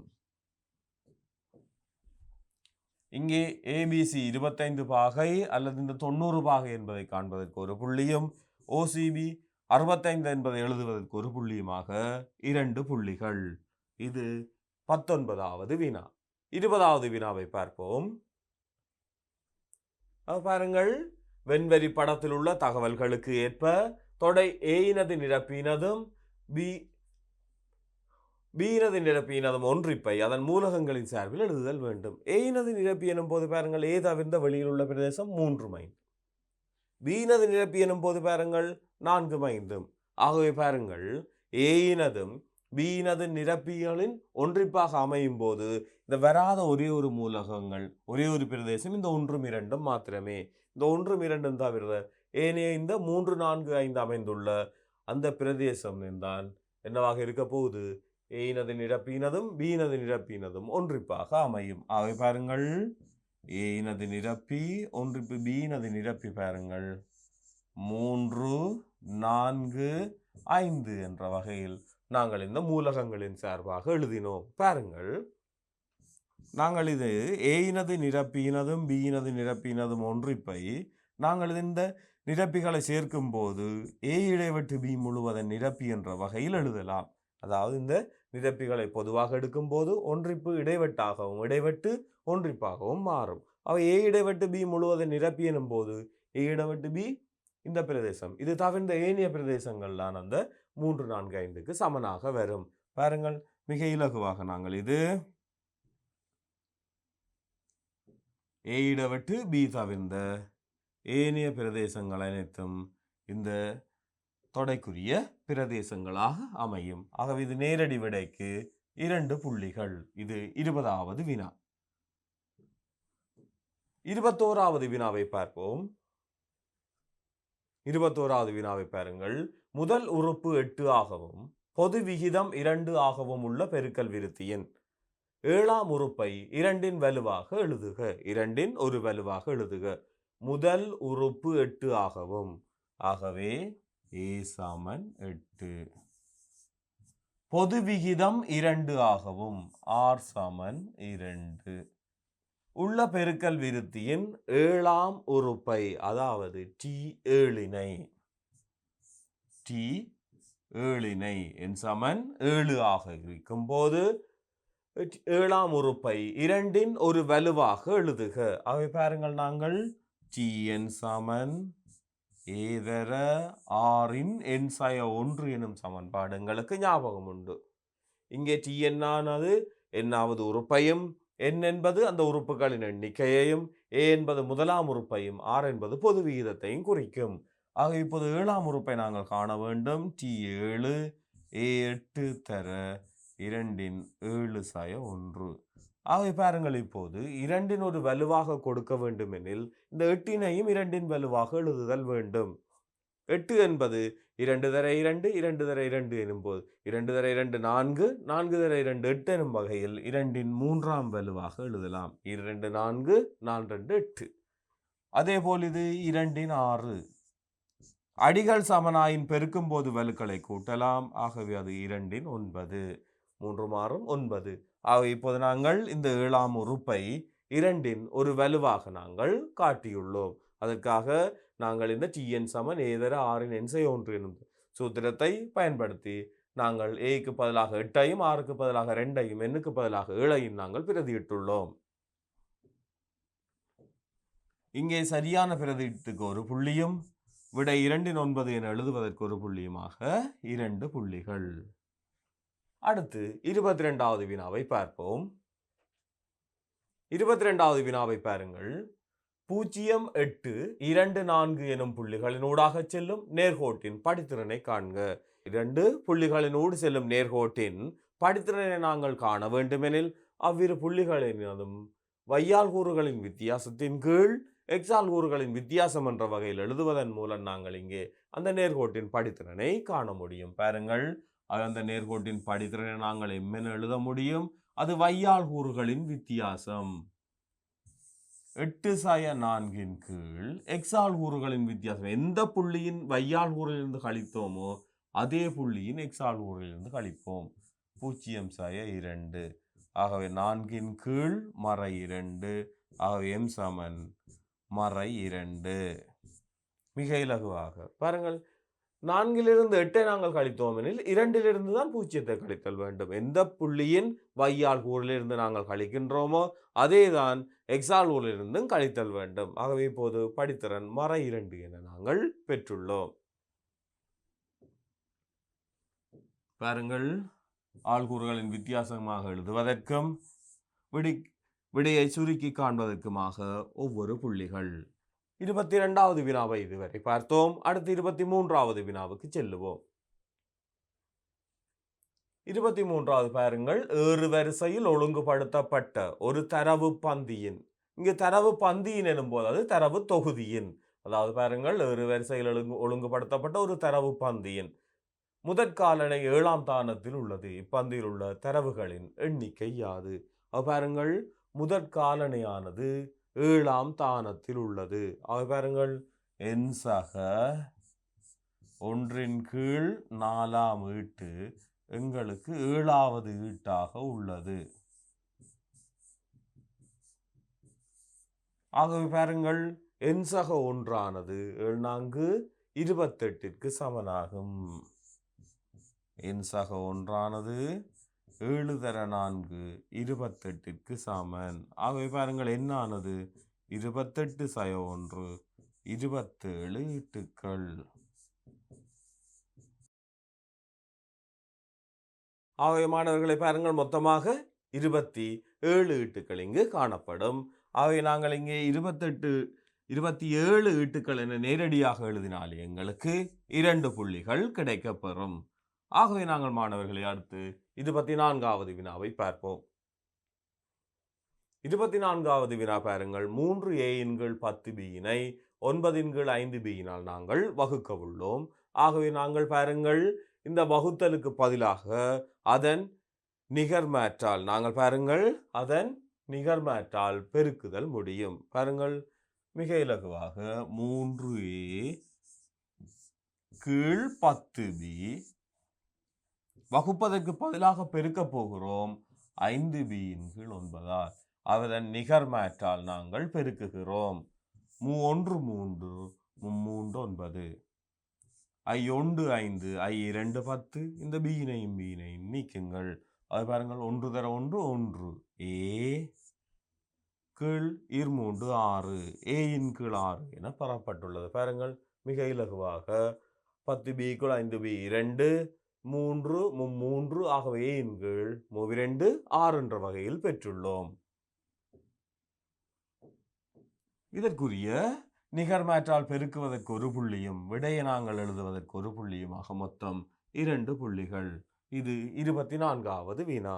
25வது வினாவை நோக்குவோம். 25வது வினாவை பாருங்கள். தரப்பட்டுள்ள உருவில் ABCE என்பது ஒரு இணைகரம் ஆகும். A, B, C, D ஆகிய 4 புள்ளிகளும் ஒரு வட்டத்தின் மீது உள்ளன. தரப்பட்டுள்ள தகவல்களுக்கு ஏற்ப ECD இந்த கோணத்தின் பெருமானத்தை நாங்கள் காண வேண்டும். ABCD ஓர் இணைகரம் எனில் இவை சமாந்தரமாகும். ஆகவே இந்த கோணம் எங்களுக்கு 100 பாகையாக இருக்கும். ஒத்த கோணங்கள் சமன். ஆனால் ABCD-யினை நாங்கள் எடுத்தால், ABCD என்பதை எடுத்தால் அது ஒரு வட்ட நாற்பக்கல். ABCD என்பது ஒரு வட்ட நாற்பக்கல். ஆக அதன் எதிர்கோணங்கள் மிக நிரப்பி. அப்ப இது 100 எனில் இந்த கோணம் 80 பாகை. வட்ட நாற்பக்கலின் எதிர்கோணங்கள் மிக நிரப்பி ஆகும். இணைகரத்தின் ஒன்று விட்ட கோணங்கள் பாருங்கள், இது 100 எனில் இதுவும் 100. இணைகரத்தின் பாருங்கள் எதிர்பக்கங்கள் சமாந்தரம் என்பதால் இவை ஒன்று விட்ட கோணங்களாக அமைகின்றன. ஆகவே பாருங்கள், இணைகரத்தின் எதிர்பக்கங்கள் ஒன்று விட்ட கோணங்கள் ஆதலால் இந்த 100ம் இந்த 100, அதாவது இந்த கோணமும் இந்த கோணமும் சமனாகியால் இது 100 எனில் இதுவும் 100. புறக்கோணம் அகத்தெதிர்கோணங்களின் கூட்டுத்தொகைக்கு சமன் என்பதன் மூலம் நாங்கள் இந்த இசிடியின் பெருமனை காணலாம். பாருங்கள், இசிடியுடன் அந்த 80 பாகையை கூட்டுவது தான் எங்களுக்கு 100 பாகைக்கு சமன். புறக்கோணம் அகத்தெதிர்கோணங்களின் கூட்டுத்தொகைக்கு சமன். ஆகவே இசிடியினை நாங்கள் எழுதுதல் முடியும். இசிடி ஆனது 100 சாய 80 பாகையாக காணப்படும். அதாவது 20 பாகை. இந்த இசிடி எனும் கோணம் 20 பாகை ஆகும். ஆகவே இங்கே பாருங்கள், இதற்கு இசிடி 20 என பெறுவதற்கும் இந்த 100 80 என்பவற்றை பெறுவதற்கும் ஒரு புள்ளியாக மொத்தம் 2 புள்ளிகள். 2 புள்ளிகள். ஆகவே மாணவர்களை, நாங்கள் இதுவரை இந்த வினாத்தாள் 1 பகுதி ஏக்குரிய இந்த 25 வினாக்களை நாங்கள் பார்த்துள்ளோம். அடுத்து பகுதி பி வினாக்களை நாங்கள் நோக்குவோம். பகுதி பியின் முதலாவது வினாவை இங்கு பார்ப்போம். ஒரு மனிதன் தன்னிடம் உள்ள பணத்தின் 5/2 மனைவிக்கும் மீதி பணத்தை 3 மகன்மாருக்கு சமமாகவும் பிரித்து கொடுப்பதற்கு உத்தேசித்தார். எனினும் அவ்வாறு பிரிப்பதற்கு முன்பாக அவர் அப்பணத்தில் 1/6 சகோதரனுக்கு கொடுப்பதற்கு நேரிட்டது. எஞ்சியுள்ள பணம் தொடக்கத்தில் உத்தேசித்தவாறு பிரித்து கொடுக்கப்பட்டது. மனைவிக்கு கிடைத்த பணம் மனிதனிடம் தொடக்கத்தில் இருந்த பணத்தில் என்ன பின்னமாகும்? 2வது, சகோதரனுக்கும் மனைவிக்கும் கொடுத்த பின்னர் அவனிடம் உள்ள மீதி பணம் தொடக்கத்தில் இருந்து பணத்தில் என்ன பின்னமாகும்? 3வது, ஒரு மகனுக்கு கிடைத்த பணம் முன்னர் கிடைப்பதற்கு இருந்த பணத்திலும் பார்க்க ரூபாய் 40,000 குறைவாகும் எனின் மனிதனிடம் தொடக்கத்தில் இருந்த பணத்தை காண்க. ஆகவே பாருங்கள், இவற்றினை முதலிரு பகுதிகளையும் நாங்கள் இப்போது பார்ப்போம். ஒரு மனிதன் தன்னிடம் உள்ள பணத்தின் 5/2 மனைவிக்கும் மீதி பணத்தை 3 மகன்மாருக்கும் சமனாகவும் பிரித்து கொடுப்பதற்கு உத்தேசித்தார். எனினும் அவ்வாறு பிரிப்பதற்கு முன்பாக அவர் அப்பணத்தில் 1/6 சகோதரனுக்கு கொடுக்க வேண்டி ஏற்பட்டது. 1/6 சகோதரனுக்கு முதலில் கொடுக்கிறார். கொடுத்த பின்னர் தான் எஞ்சிய பணத்தை பாருங்கள், எஞ்சியுள்ள பணம் தொடக்கத்தில் உத்தேசித்தவாறு மனைவிக்கும் மகன்மாருக்கும் 3 மகன்மாருக்கும் அவர் பிரித்து கொடுக்கிறார். ஆகவே முதலாவது பகுதியை பார்ப்போம். மனைவிக்கு கிடைத்த பணம் மனிதனிடம் தொடக்கத்தில் இருந்த பணத்தில் என்ன பின்னம்? பாருங்கள், மனைவிக்கு எஞ்சியுள்ள பணத்தில் இந்த 5/2 கொடுக்க வேண்டும். அவர் சகோதரனுக்கு கொடுத்து விட்டார் 1/6. சகோதரனுக்கு கொடுத்த பின்னர் 1/6, ஒரு பங்கிலிருந்து 1/6 கழித்தால் எஞ்சியது 6/5. பாருங்கள், சகோதரனுக்கு கொடுத்த பின்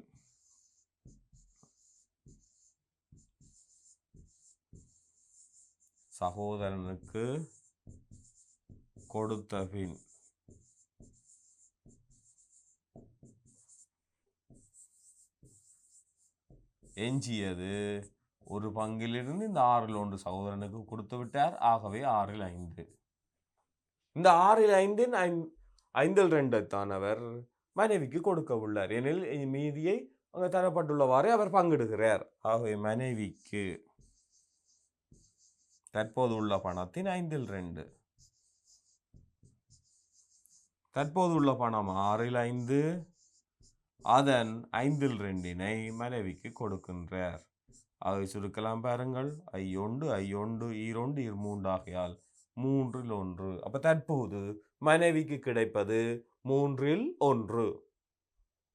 சகோதரனுக்கும் மனைவிக்கும் கொடுத்த பின்னர் அவனிடம் உள்ள மீதி பணம் தொடக்கத்தில் இருந்த பணத்தின் என்ன பின்னமாகும்? சகோதரனுக்கு 6/1 கொடுத்து விட்டார், மனைவிக்கு 3/1 கொடுத்து விட்டார். ஆகவே எஞ்சிய பணம் மீதி பணம் சகோதரனுக்கு கொடுத்த பின் எஞ்சியது 6/5. அதிலும் இப்போது மனைவிக்கு 3/1 கொடுத்து விட்டார்.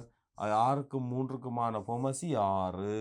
6/5 2 6, 1 2 2 6/3 என்பது அரை பங்கு. இப்போது அவரிடம் அரை பங்கு பணம் எஞ்சி உள்ளது. ஆகவே இது ஆரம்பத்தில் இருந்த பணத்தின் அரை பங்கு எஞ்சி உள்ளது. ஆகவே பாருங்கள் மாணவர்களே, இதற்குரிய புள்ளிகளை நாங்கள் பார்ப்போம். பாருங்கள், இங்கே எஞ்சியுள்ள பணத்தை காண்பதற்கு 1 புள்ளி, இதை கண்டு சுருக்குவதற்கு 2.3. இப்போது பாருங்கள், இந்த 6ல் 5 சய 3ல் ஒன்றை எழுதி இந்த 6ல் 3ஐ காண்பதற்கு, அதாவது அரைப்பங்கை காண்பதற்கு 3 புள்ளிகள். இங்கே 6ல் 5 அவர் 2ஐயும் கூட்டி கழிப்பதற்காக 2 புள்ளி, இங்கே 1 புள்ளி, மொத்தமாக 3 புள்ளிகள். ஆகவே மொத்தம் 6 புள்ளிகள் முதல் 2 பகுதிகளுக்கும். அடுத்து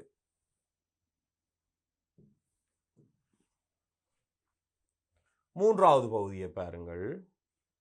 ஒரு மகனுக்கு கிடைத்த பணம் முன்னர் கிடைப்பதற்கு இருந்த பணத்திலும் பார்க்க ரூபாய் 40,000 குறைவாகும். மனிதனிடம் தொடக்கத்தில் இருந்த பணத்தை காண்க. ஆகவே பாருங்கள், இப்போது தற்போது மகனுக்கு கிடைத்தது, தற்போது ஒரு மகன் பெற்றது. பாருங்கள், அரை பங்கு இருக்கின்றது, அதிலே 3ல் 1, ஆகவே அது 6ல் 1. கிடைக்க இருந்தது,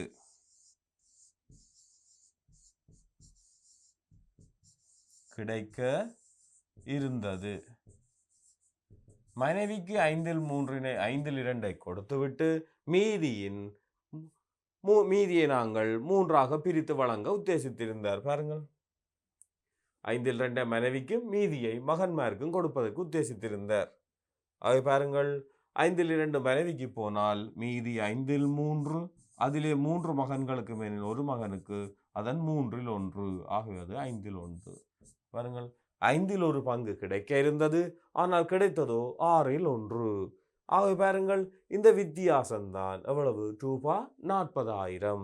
ஆகவே பாருங்கள், இந்த 5ல் 1க்கும் 6ல் 1க்குமான வித்தியாசம்தான் ரூபாய் 40,000. ஆகவே பாருங்கள், 5 6 எனும் போது பொமசி 30, I6 30, ஆகவே 6 1 6, 6 5 30, I 1 5. இதுதான் ரூபாய் 40,000. ஆகவே 30ல் 1 பங்கு ரூபாய் 40,000. இந்த 30ல் 1 பங்கு என்பது கிடைக்க இருந்ததுக்கும் கிடைத்ததுக்கும் இடையிலான அந்த வித்தியாசம், அதுதான் 40,000 ரூபாய். ஆகவே பாருங்கள், 30ல் 1 பங்கு 40,000 எனில் இதன் 30 மடங்கு, 30ல் 30 பங்கு தான் அவரிடம் ஆரம்பத்தில் இருந்த பணம், தொடக்கத்தில் இருந்த பணம்.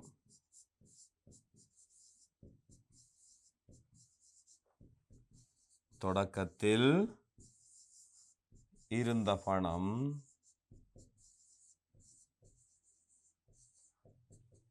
ரூபாய் 40,000 30 மடங்கு. ஆகவே பாருங்கள், 0 0 0 0 0, பாருங்கள் மொத்தம் 5 பூஜ்ஜியங்கள், 4 12. 1,200,000 ரூபாய், 1,200,000 ரூபாய் தான் அவரிடம் ஆரம்பத்தில் இருந்த பணம். ஆகவே இதற்குரிய புள்ளிகள் மாணவர்களே பாருங்கள், 6ல் 1 காண்பதற்கு 1 புள்ளி, 5ல் 1 காண்பதற்கு 1 புள்ளி, இந்த 30ல் 1 பங்கு தான் 40,000 என்பதை காண்பதற்கு 1 புள்ளி, 1,200,000 என அவரிடம் ஆரம்பத்தில் இருந்த பணத்தை காண்பதற்கு 1 புள்ளி என மொத்தம் 4 புள்ளிகள். ஆகவே இந்த முதலாவது வினாவின் 3 பகுதிகளை நாங்கள் பார்த்துள்ளோம். இரண்டாவது வினாவை பார்ப்போம்.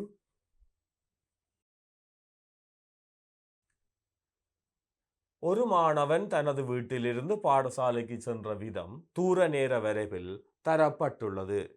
பாருங்கள், மாணவனிடையில் தங்கியிருந்த நேரம் யாது? இங்கே தூரம் கிலோமீட்டரிலும் நேரம் நிமிடங்களிலும் தரப்பட்டுள்ளது. அவன் முதல் 30 நிமிடத்தில் சென்ற கதியை கிலோமீட்டர் மணித்தியாலத்தில் காண்க.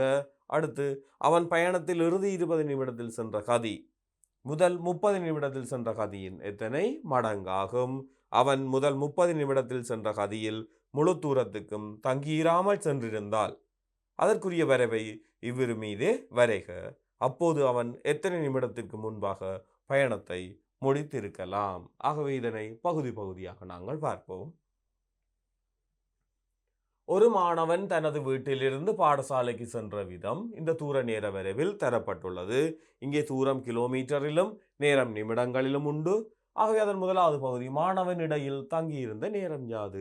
பாருங்கள், நேரம் போக போக இடப்பெயர்ச்சியில், அதாவது இந்த தூரத்தில் மாற்றம் ஏற்படவில்லை. தூரத்தில் அவர் பாருங்கள், அவரது தூரம் மாறவில்லை. எவ்வளவு நேரம்? 30 தொடக்கம் 50 வரையான நிமிடங்களில், அதாவது 50 சாயம் 30 20 நிமிடங்கள். 20 நிமிடங்கள் அவர் இடையில் தங்கியிருந்திருக்கின்றார். அடுத்து அவன் முதல் 30 நிமிடத்தில், அதாவது அவன் முதல் 30 நிமிடத்தில் சென்ற கதியை கிலோமீட்டர் பெர் மணித்தியாலத்தில் காண்க. அப்ப 30 நிமிடங்களில் சென்ற தூரம் 6 கிலோமீட்டர். 30 நிமிடங்களில் 6 கிலோமீட்டர் எனில் ஒரு நிமிடத்தில் ஒரு மணித்தியாலத்தில், ஏன் கிலோமீட்டர் பெர் மணித்தியாலத்தில் நாங்கள் கொடுக்க வேண்டும். ஆகவே 30 நிமிடங்களில் 6 கிலோமீட்டர். ஆகவே ஒரு மணித்தியாலம் எனும்போது அங்கே நாங்கள் 60 நிமிடங்களுக்கு காண வேண்டும். ஆகவே பாருங்கள், அவன் 30 நிமிடங்களில்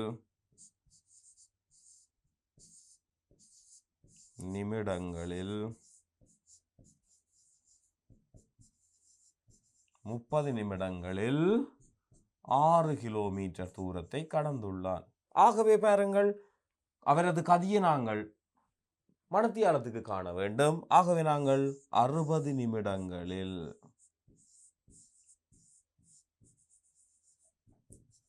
60 நிமிடங்களில் அவர் பாருங்கள் 30 மடங்கு 60, ஆகவே 2 தர 6 கிலோமீட்டர், 6 12 கிலோமீட்டர் என்றவாறு நாங்கள் எழுதலாம்.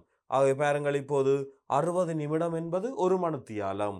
ஆகவே இதனை நாங்கள் 12 கிலோமீட்டர் பெர் அவர் என்ற வகையில் இதன் கதியை நாங்கள் எழுதலாம். உங்களுக்கு வினவப்பட்டது கதி, கிலோமீட்டர் பெர் அவரில் நாங்கள் அதனை கொடுத்துள்ளோம். இங்கே பாருங்கள், ஓய்வில் நின்ற நேரத்தை காண்பதற்கு ஒரு புள்ளியும் கதியை காண்பதற்கு 2 புள்ளியும், அல்லது நாங்கள் பாருங்கள் இதனை 6 அரையினால், ஏன் அரை மணித்தியாலத்தில் 6 கிலோமீட்டர், அப்ப 6 கீழ் அரை என எழுதி அதனை சுருக்குவதன் மூலம் நாங்கள் 12 என்பதை பெற்றுக்கொள்ள முடியும். இதன் மூன்றாவது பகுதியை நாங்கள் பார்ப்போம். அவன் பயணத்தில் இறுதி 20 நிமிடத்தில், அவன் பயணத்தின் இறுதி 20 நிமிடத்தில் சென்ற கதி முதல் 30 நிமிடத்தில் சென்ற கதியின் எத்தனை மடங்கு ஆகும்? ஆக அவன் இறுதி 20 நிமிடங்களில் சென்ற கதியை காண்போம். இறுதி 20 நிமிடங்களில் அவன் கடந்த தூரம் 12/6 கிலோமீட்டரை தான் அவன் 20 நிமிடங்களில் கடந்துள்ளான். பாருங்கள், 20 நிமிடங்களில்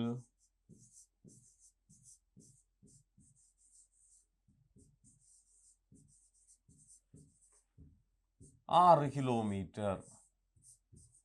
ஆகவே ஒரு மணித்தியாலத்தில்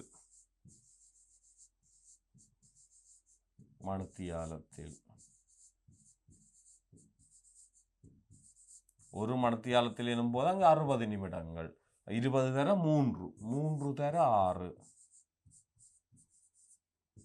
18 கிலோமீட்டர். ஆகவே இதன் கதி 18 கிலோமீட்டர் பெர் அவர். இது இறுதி 20 நிமிடங்களில் சென்ற கதி. முதல் ஆரம்பமான அந்த 30 நிமிடங்களில் சென்ற கதி 12 கிலோமீட்டர் பெர் அவர். இது 18 கிலோமீட்டர் பெர் அவர். எங்களுக்கு என்ன? இறுதி நிமிடங்களில் சென்ற கதி, அதாவது இந்த 18 கிலோமீட்டர் பெர் அவர் ஆனது முதல் 30 நிமிடங்களில் சென்ற கதியின் எத்தனை மடங்கு? 18 நாங்கள் 12ஆல் வகுப்போம். 6 3 18 6 2, அதாவது 1.5 மடங்கு. 1.5 மடங்கு கதியாகும். இது ஏற்கனவே அவர் முதல் 30 நிமிடங்களில் 12 கிலோமீட்டர் பெர் அவர் கதியிலும் தற்போது 18 கிலோமீட்டர் பெர் அவர் கதியிலும் சென்றுள்ளமையால் 18 கீழ் 12 1.5 மடங்கு. நான்காவது பகுதியை பாருங்கள். அவன் 30 நிமிடத்தில் சென்ற கதியில் முழு தூரத்திற்கும் தங்கியிராமல் சென்றிருந்தால் அதற்குரிய வரைவை இவ்விரு மீதே வரைக. அப்போது அவன் எத்தனை நிமிடத்திற்கு முன்பாக பயணத்தை முடித்திருக்கலாம்? முதல் சென்ற கதியிலேயெனில் 12 கிலோமீட்டர் பெர் கதியிலே. சொல்ல வேண்டிய மொத்த தூரம் பாருங்கள், 6 கிலோமீட்டர் 12 கிலோமீட்டர். ஆக அதற்கடுத்த நேரம் பாருங்கள், 60 120 நிமிடங்கள் எடுத்திருக்கும். பாருங்கள், 30 30 60 நிமிடங்கள் எடுத்திருக்கும். பாருங்கள், அதே கதியிலேயே அவன் சென்றிருந்தால்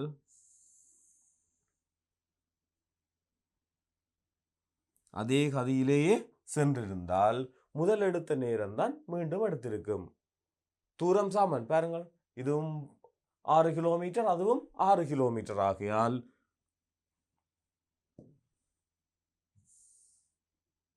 எடுக்கும் நேரமும் அங்கு சமனாக காணப்படும். பாருங்கள், இந்த 30 நிமிடம் தான் அடுத்த 30 நிமிடமாக இருக்கும். அவை எடுக்கும் மொத்த நேரம்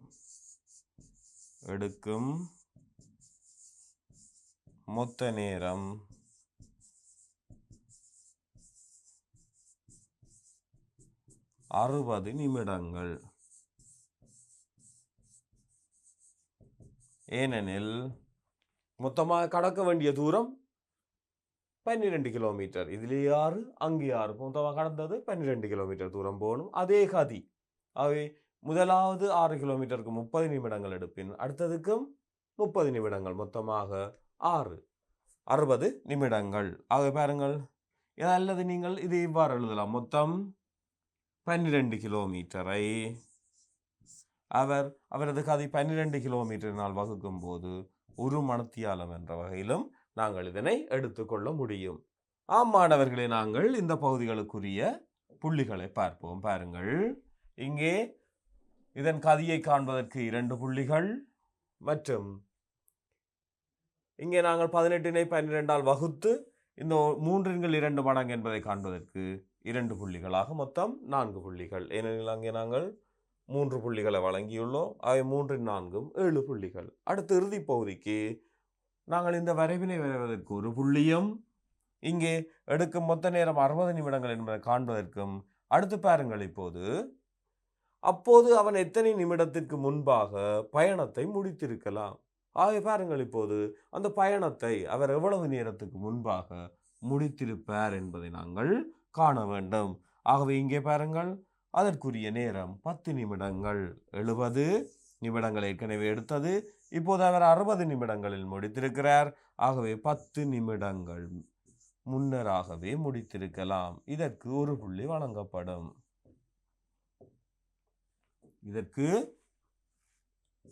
1 புள்ளி வழங்கப்படும். ஆகவே மாணவர்களே, இந்த வினாவுக்கான 2வது வினாவுக்கான மொத்த பகுதிகளை 4 நாங்கள் பார்த்துள்ளோம். அடுத்து 3வது வினாவை பார்ப்போம். பாருங்கள், 3வது வினாவின் பகுதி, மின் பொருள்களை இறக்குமதி செய்கையில் 30% தீர்வை அறவிடப்படுகின்றது. இவ்வகை பொருள் ஒன்றை இறக்குமதி செய்கையில் தீர்வையாக ரூபாய் 9,000 செலுத்த வேண்டுமெனில் இறக்குமதி செய்யும் பொருளின் பெறுமானம் யாது? பி பகுதியில் முதலாவது ஒரு வீட்டின் ஆண்டு மதிப்பீட்டு பெறுமானம் ரூபாய் 30,000 ஆகும். அந்த ஆதனத்திற்கு நகரசபை 8% ஆண்டு இறைவரியை அறவிடுமெனின் ஒரு காலாண்டிற்காக செலுத்த வேண்டிய இறைவரியை காண்க. அதன் 2வது பகுதி, சில ஆண்டுகளுக்கு பின்னர் வீட்டின் மதிப்பீட்டு பெறுமானம் மாறியது. அத்துடன் நகரசபை அறவிடும் இறைவரி சதவீதமும் 9% வரை அதிகரித்தது. அப்போது ஒரு காலாண்டிற்காக செலுத்த வேண்டிய இறைவரி ரூபாய் 30 அதிகரித்ததெனின் வீட்டின் புதிய ஆண்டு மதிப்பீட்டு பெறுமானத்தை காண்க. பாருங்கள், 3வதின் ஏ பகுதியை பார்ப்போம். மின் பொருள்களை இறக்குமதி செய்கையில் 30% தீர்வை அறவிடப்படுகின்றது. இவ்வகை பொருள் ஒன்றை இறக்குமதி செய்கையில் தீர்வையாக ரூபாய் 9,000 செலுத்த வேண்டுமெனில் இறக்குமதி செய்யும் பொருளின் பெறுமானம் யாது? அப்ப தீர்வை 9,000, அது 30% தீர்வை. அந்த 30% தீர்வை தான் 9,000 ரூபாயினின் அந்த பொருளின் பெறுமதியை நாங்கள் காணுவோம். ஆகவே 30% தீர்வை 9,000.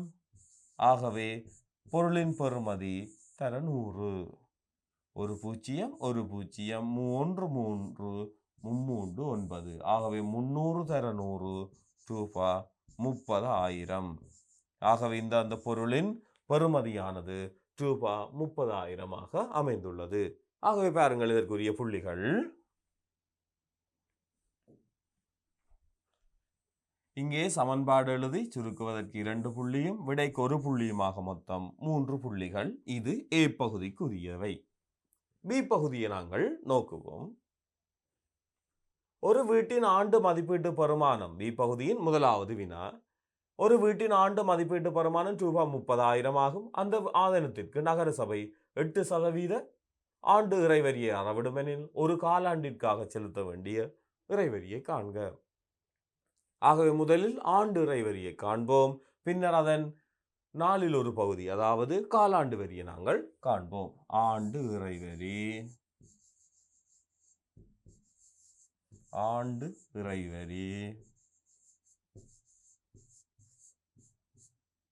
100ல் 8, அதன் ஆண்டு பெறுமானம் 30,000. ஆகவே 2 பூஜ்ஜியங்களை நாங்கள் நீக்குவோம்.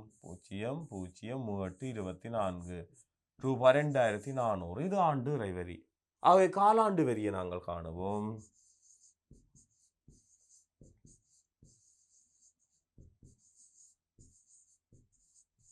காலாண்டு வரி பாருங்கள், 4ல் 1 தர 2,400. ஆகவே 624 ரூபாய் 600. ஆண்டு வரி 2,400, காலாண்டு வரி ரூபாய் 600. ஆகவே பாருங்கள், முதலில் நாங்கள் ஆண்டு இறைவரியை காணுவோம். அது 100ல் 8%. பின்னர் அதன் வரியின் 4ல் ஒரு பங்கு தான் காலாண்டு வரி, ஒரு ஆண்டின் காற்பகுதிக்குரிய வரி. ஆகவே இங்கே புள்ளிகளாக இங்கே சமன்பாடு எழுதி, அதாவது 100ல் 8 தர 30,000 என எழுதுவதற்கு ஒரு புள்ளி, 2,400 ஆண்டு வரியை காண்பதற்கு ஒரு புள்ளி, அதனை 4ஆல் வகுத்து காலாண்டு வரியை காண்பதற்கு ஒரு புள்ளி என 3 புள்ளிகளை நாங்கள் இங்கே முதலாவது பகுதிக்கு பெற்றுக்கொள்ளலாம். இரண்டாவது பகுதியை பார்ப்போம். சில ஆண்டுகளுக்கு பின்னர் வீட்டின் மதிப்பீட்டு பெறுமானம் மாறியது. அத்துடன் நகர சபை அறவிடும் இறைவரி சதவீதமும் 9% வரை அதிகரித்தது. அப்போது ஒரு காலாண்டிற்காக செலுத்த வேண்டிய இறைவரி ரூபாய் 30 அதிகரித்ததெனின் வீட்டின் புதிய ஆண்டு மதிப்பீட்டு பெறுமானத்தை காண்க. அவை பாருங்கள், இப்போது காலாண்டு வரி 600. இப்போ புதிய காலாண்டு வரி ரூபாய் 630 அதிகம். புதிய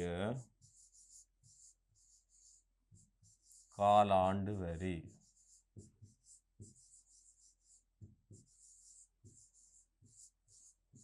சமன் ரூபாய் 600 30 ரூபாய் 630. ஆகவே புதிய ஆண்டு வரியை நாங்கள் காண முடியும். புதிய ஆண்டு வரி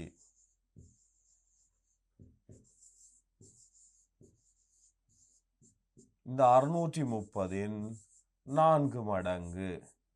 ஆகவே 0 நாம் 12 1 மீதி 24 ஒன்றும் 25 2,520. இதுதான் அந்த வீட்டின் ஆண்டு மதிப்பீட்டு பெறுமானத்தின் 9%. 9% தான் இந்த 2,520.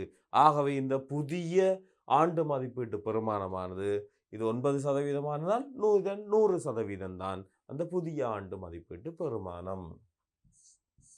புதிய ஆண்டு மதிப்பீட்டு பெறுமானம்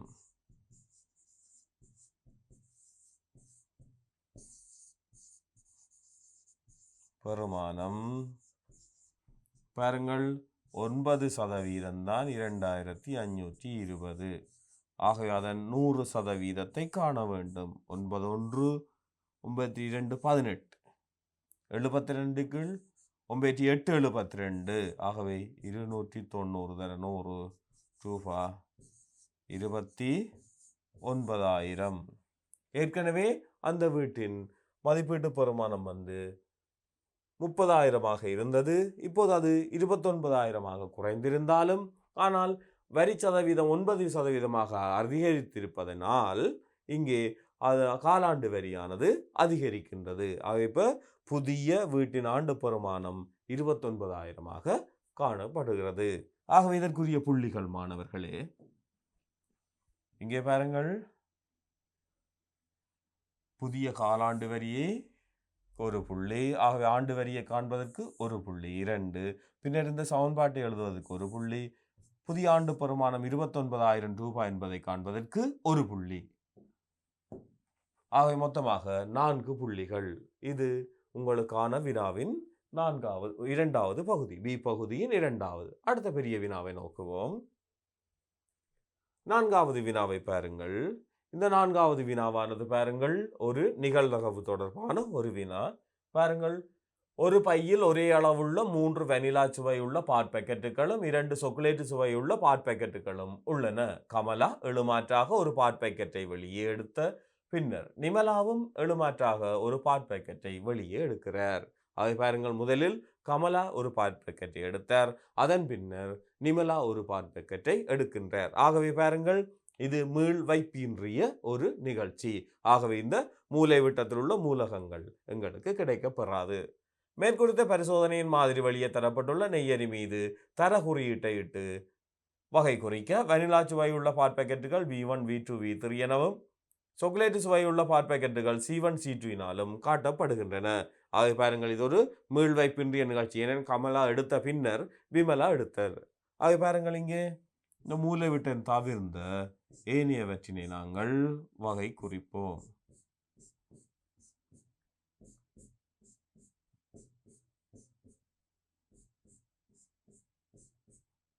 மூலைவிட்டம் தவிர்ந்த ஏனைய மூலகங்கள் அவ்வளவும் இங்கே இடம்பெறும்.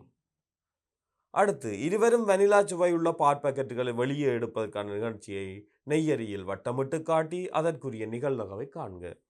இருவரும் வனிலா சுவையுடையதை எடுத்தல். பாருங்கள், இவ்வளவு பிரதேசமும் தான் வரும். இருவரும் வனிலா சுவை, இந்த வெனிலா சுவையுடையதை நாங்கள் வட்டமிட்டு காட்டியுள்ளோம். இதற்குரிய நிகழ்தகவு மொத்தம் பாருங்கள், 4 தர 5 20, 2 4 6 20 6, அதாவது 10 3 என நாங்கள் எழுதலாம். ஆகவே பாருங்கள், இவற்றுக்குரிய புள்ளிகளை நாங்கள் பார்ப்போம். முதலில் நாங்கள் நெய்யரியில் குறித்ததற்கு 2 புள்ளிகளும், அடுத்து பாருங்கள் 20 6 என்பதை நாங்கள் காண்பதற்கு முதல் வட்டமிட்டு காட்டுவதற்கு 1 புள்ளி, அடுத்து இந்த 20 6 என்பதை காண்பதற்கு, அதாவது இந்த 20 என்பது நிகழ்ச்சிகளை இனம் காண்பதற்கு மொத்தம் 20, அடுத்து 6 என்பதை காண்பதற்கு 1மாக 1 சக 1 2 புள்ளிகள், மொத்தமாக இந்த இரு பகுதிகளுக்கும் 5 புள்ளிகள். ஆகவே அடுத்த பகுதிகளை நோக்குவோம். பாருங்கள் மாணவர்களே, பி பகுதியை பார்ப்போம். ஒரு விளையாட்டு குழுவின் விளையாட்டு வீரர்கள் பங்கு பெற்றும் முதலாம் போட்டியில் வெற்றியீட்டுவதற்கான நிகழ்தகவு 5 3 ஆகும். அவர்கள் முதலாம் போட்டியில் வெற்றியீட்டினால் இரண்டாம் போட்டியில் வெற்றியீட்டுவதற்கான நிகழ்தகவு 10 7 ஆகும். அவர்கள் முதலாம் போட்டியில் தோற்றால் இரண்டாம் போட்டியில் வெற்றியிடுவதற்கான நிகழ்தகவு 2 1 ஆகும். பாருங்கள், முதலாம் போட்டியில் வெற்றியீட்டுவதற்கான நிகழ்வு 5 3. இரண்டாவது போட்டியில் முதலாவது போட்டியில் வெற்றி பெற்றால் இரண்டாம் போட்டியில் வெற்றி பெறுவதற்கான நிகழ்வு அதிகரிக்கின்றது 10 7. அதேவேளை முதலாவது போட்டியில் தோற்றால் இரண்டாவது போட்டியில் வெற்றி பெறுவதற்கான நிகழ்வு 2 1 ஆகும். அரை இத்தகவல்களை வகை குறிப்பதற்கு வரையப்பட்ட ஒரு பூரணமற்ற மரவரி படம் உருவில் காட்டப்படுகிறது. உரிய நிகழ்தகவுகளை காட்டி மரவரி படத்தை பூரணப்படுத்துக. இது 5 3, இது 5 2. வெற்றி பெற்றால், ஆகவே அடுத்தும் வெற்றி பெறுவதற்கு 10 7. 10 7 எனில் மீதி 10 3. தோல்வி அடைந்தால் வெற்றியின் தோல்வியின் சமன், அரை அரை என்ற வகையில் இங்கே குறிக்கப்படும். அடுத்து, ஒரு குழு குறைந்தபட்சம் ஒரு போட்டியிலேனும் வெற்றியீட்டுவதற்கான நிகழ்தகவை காண்க. ஒரு போட்டியிலேனும் வெற்றி பெறல் என்றால் இரண்டிலும் வெற்றி பெறலாம், அல்லது முதலாவது வெற்றி இரண்டாவது தோல்வி, அல்லது முதலாவது வெற்றி இரண்டாவது வெற்றி என்ற இந்த 3 கிளைகளையும் கூட்ட வேண்டும். அல்லது பாருங்கள், இரண்டிலும் தோல்வி அடையும் இந்த கிளைக்குரிய நிகழ்தகவை மொத்த நிகழ்தகவிலிருந்து கழித்தும் காண முடியும். பாருங்கள், நாங்கள் இரு வகைகளிலும் காணுவோம். முதலாவது வகை பாருங்கள், 5 3 தர 10 7. பாருங்கள், 5 3 தர 10 7 சாக 5 3 தர 10 3, 5 3 தர 10 3 சாக 5 2 தர 2 1 தர 2 1. பாருங்கள், 50 21, 50 9, 10 2. அவை பொமசி 50 ஆகையால் 21 சக 9 சக 10. அவை பாருங்கள், 50 40, அதாவது 5 4. அல்லது பாருங்கள், நாங்கள் இப்போது தோல்வி அடைதல் நாங்கள் கருதினோம் எனில் 2 தோல்வியை தவிர மற்ற ஏனைய கிளைகள் அனைத்தையும் நாங்கள் 1 வெற்றி பெறுவர். ஆகவே பாருங்கள், அல்லது இதனை நாங்கள் எழுதலாம் 1 5 2 தர 2 1 என எழுதலாம். இங்கே சுருக்கினால் பாருங்கள் 1 5 1, அதாவது 5 4.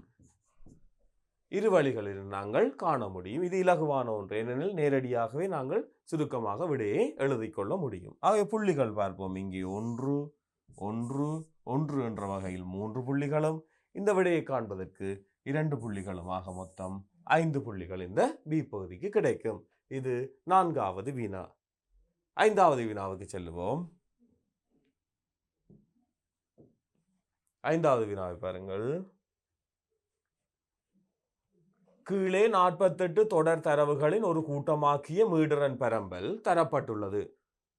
இங்கு வகுப்பாயிடை 10 தொடக்கம் 20க்கு 10க்கு சமனான அல்லது அதிலும் கூடிய, ஆனாலும் 20லும் குறைந்த எல்லா தரவுகளும் உரியன.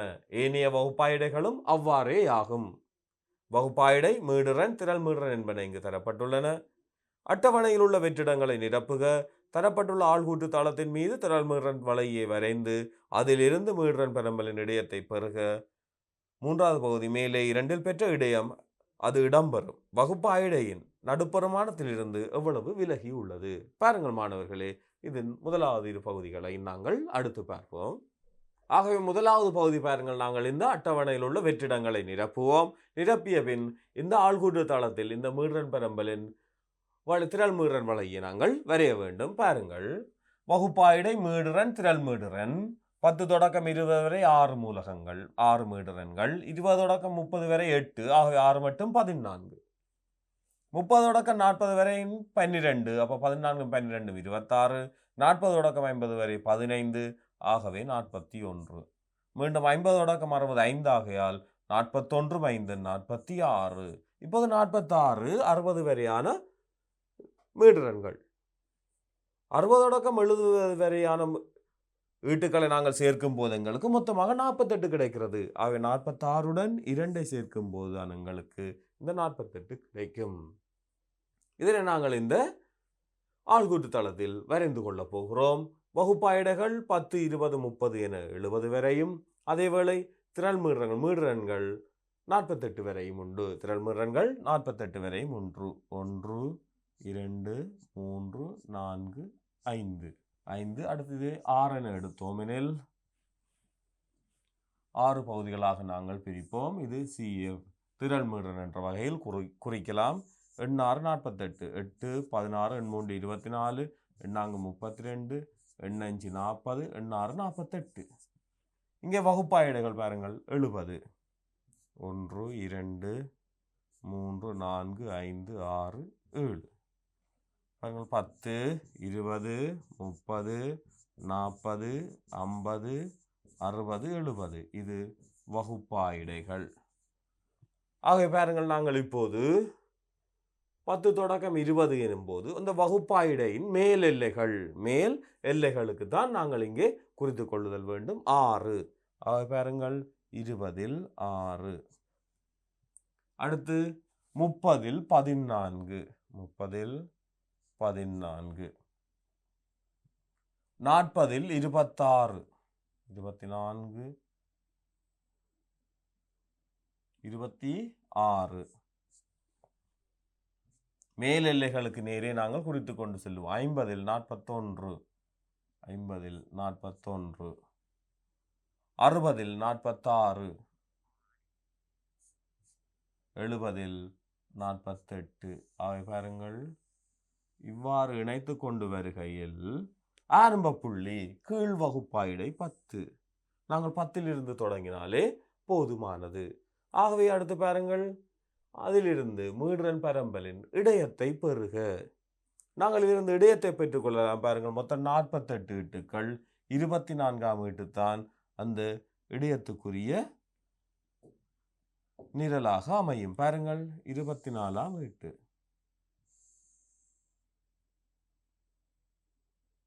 பாருங்கள் இங்கே 39 பெறப்பட்டுள்ளது. பாருங்கள் இடையம் 39 ஆகும்.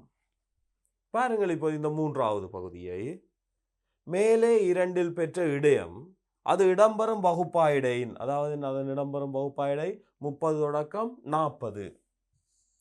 இந்த வகுப்பாயிடையின் நடுப்பெருமானத்திலிருந்து, நடுப்பெருமானம் எனும்போது பாருங்கள் 30 தொடக்கம் 40 நடுப்பெருமானம் 35.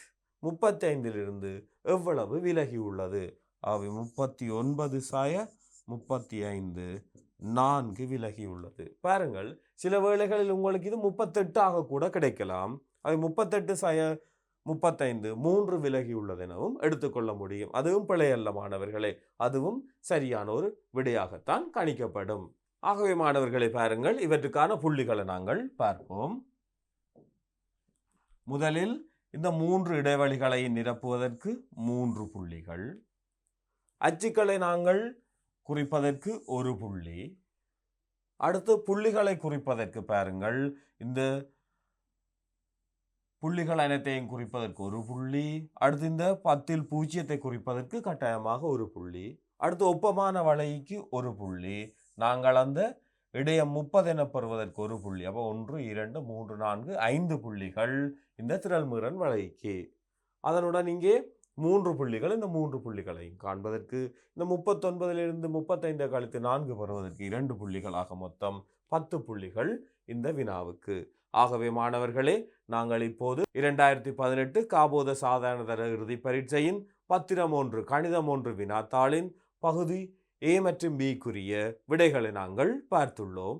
ஆகவே இந்த பகுதி 1 வினாக்களுக்கு நீங்கள் விடையளிக்கும் போது பகுதியாக ஒவ்வொரு வினாவுக்கும் அவற்றின் செய்க வழிகளுடன் நீங்கள் விடையளிக்கும் போது முழுமையான விடைகளை நீங்கள் பெற்றுக்கொள்ள முடியும்.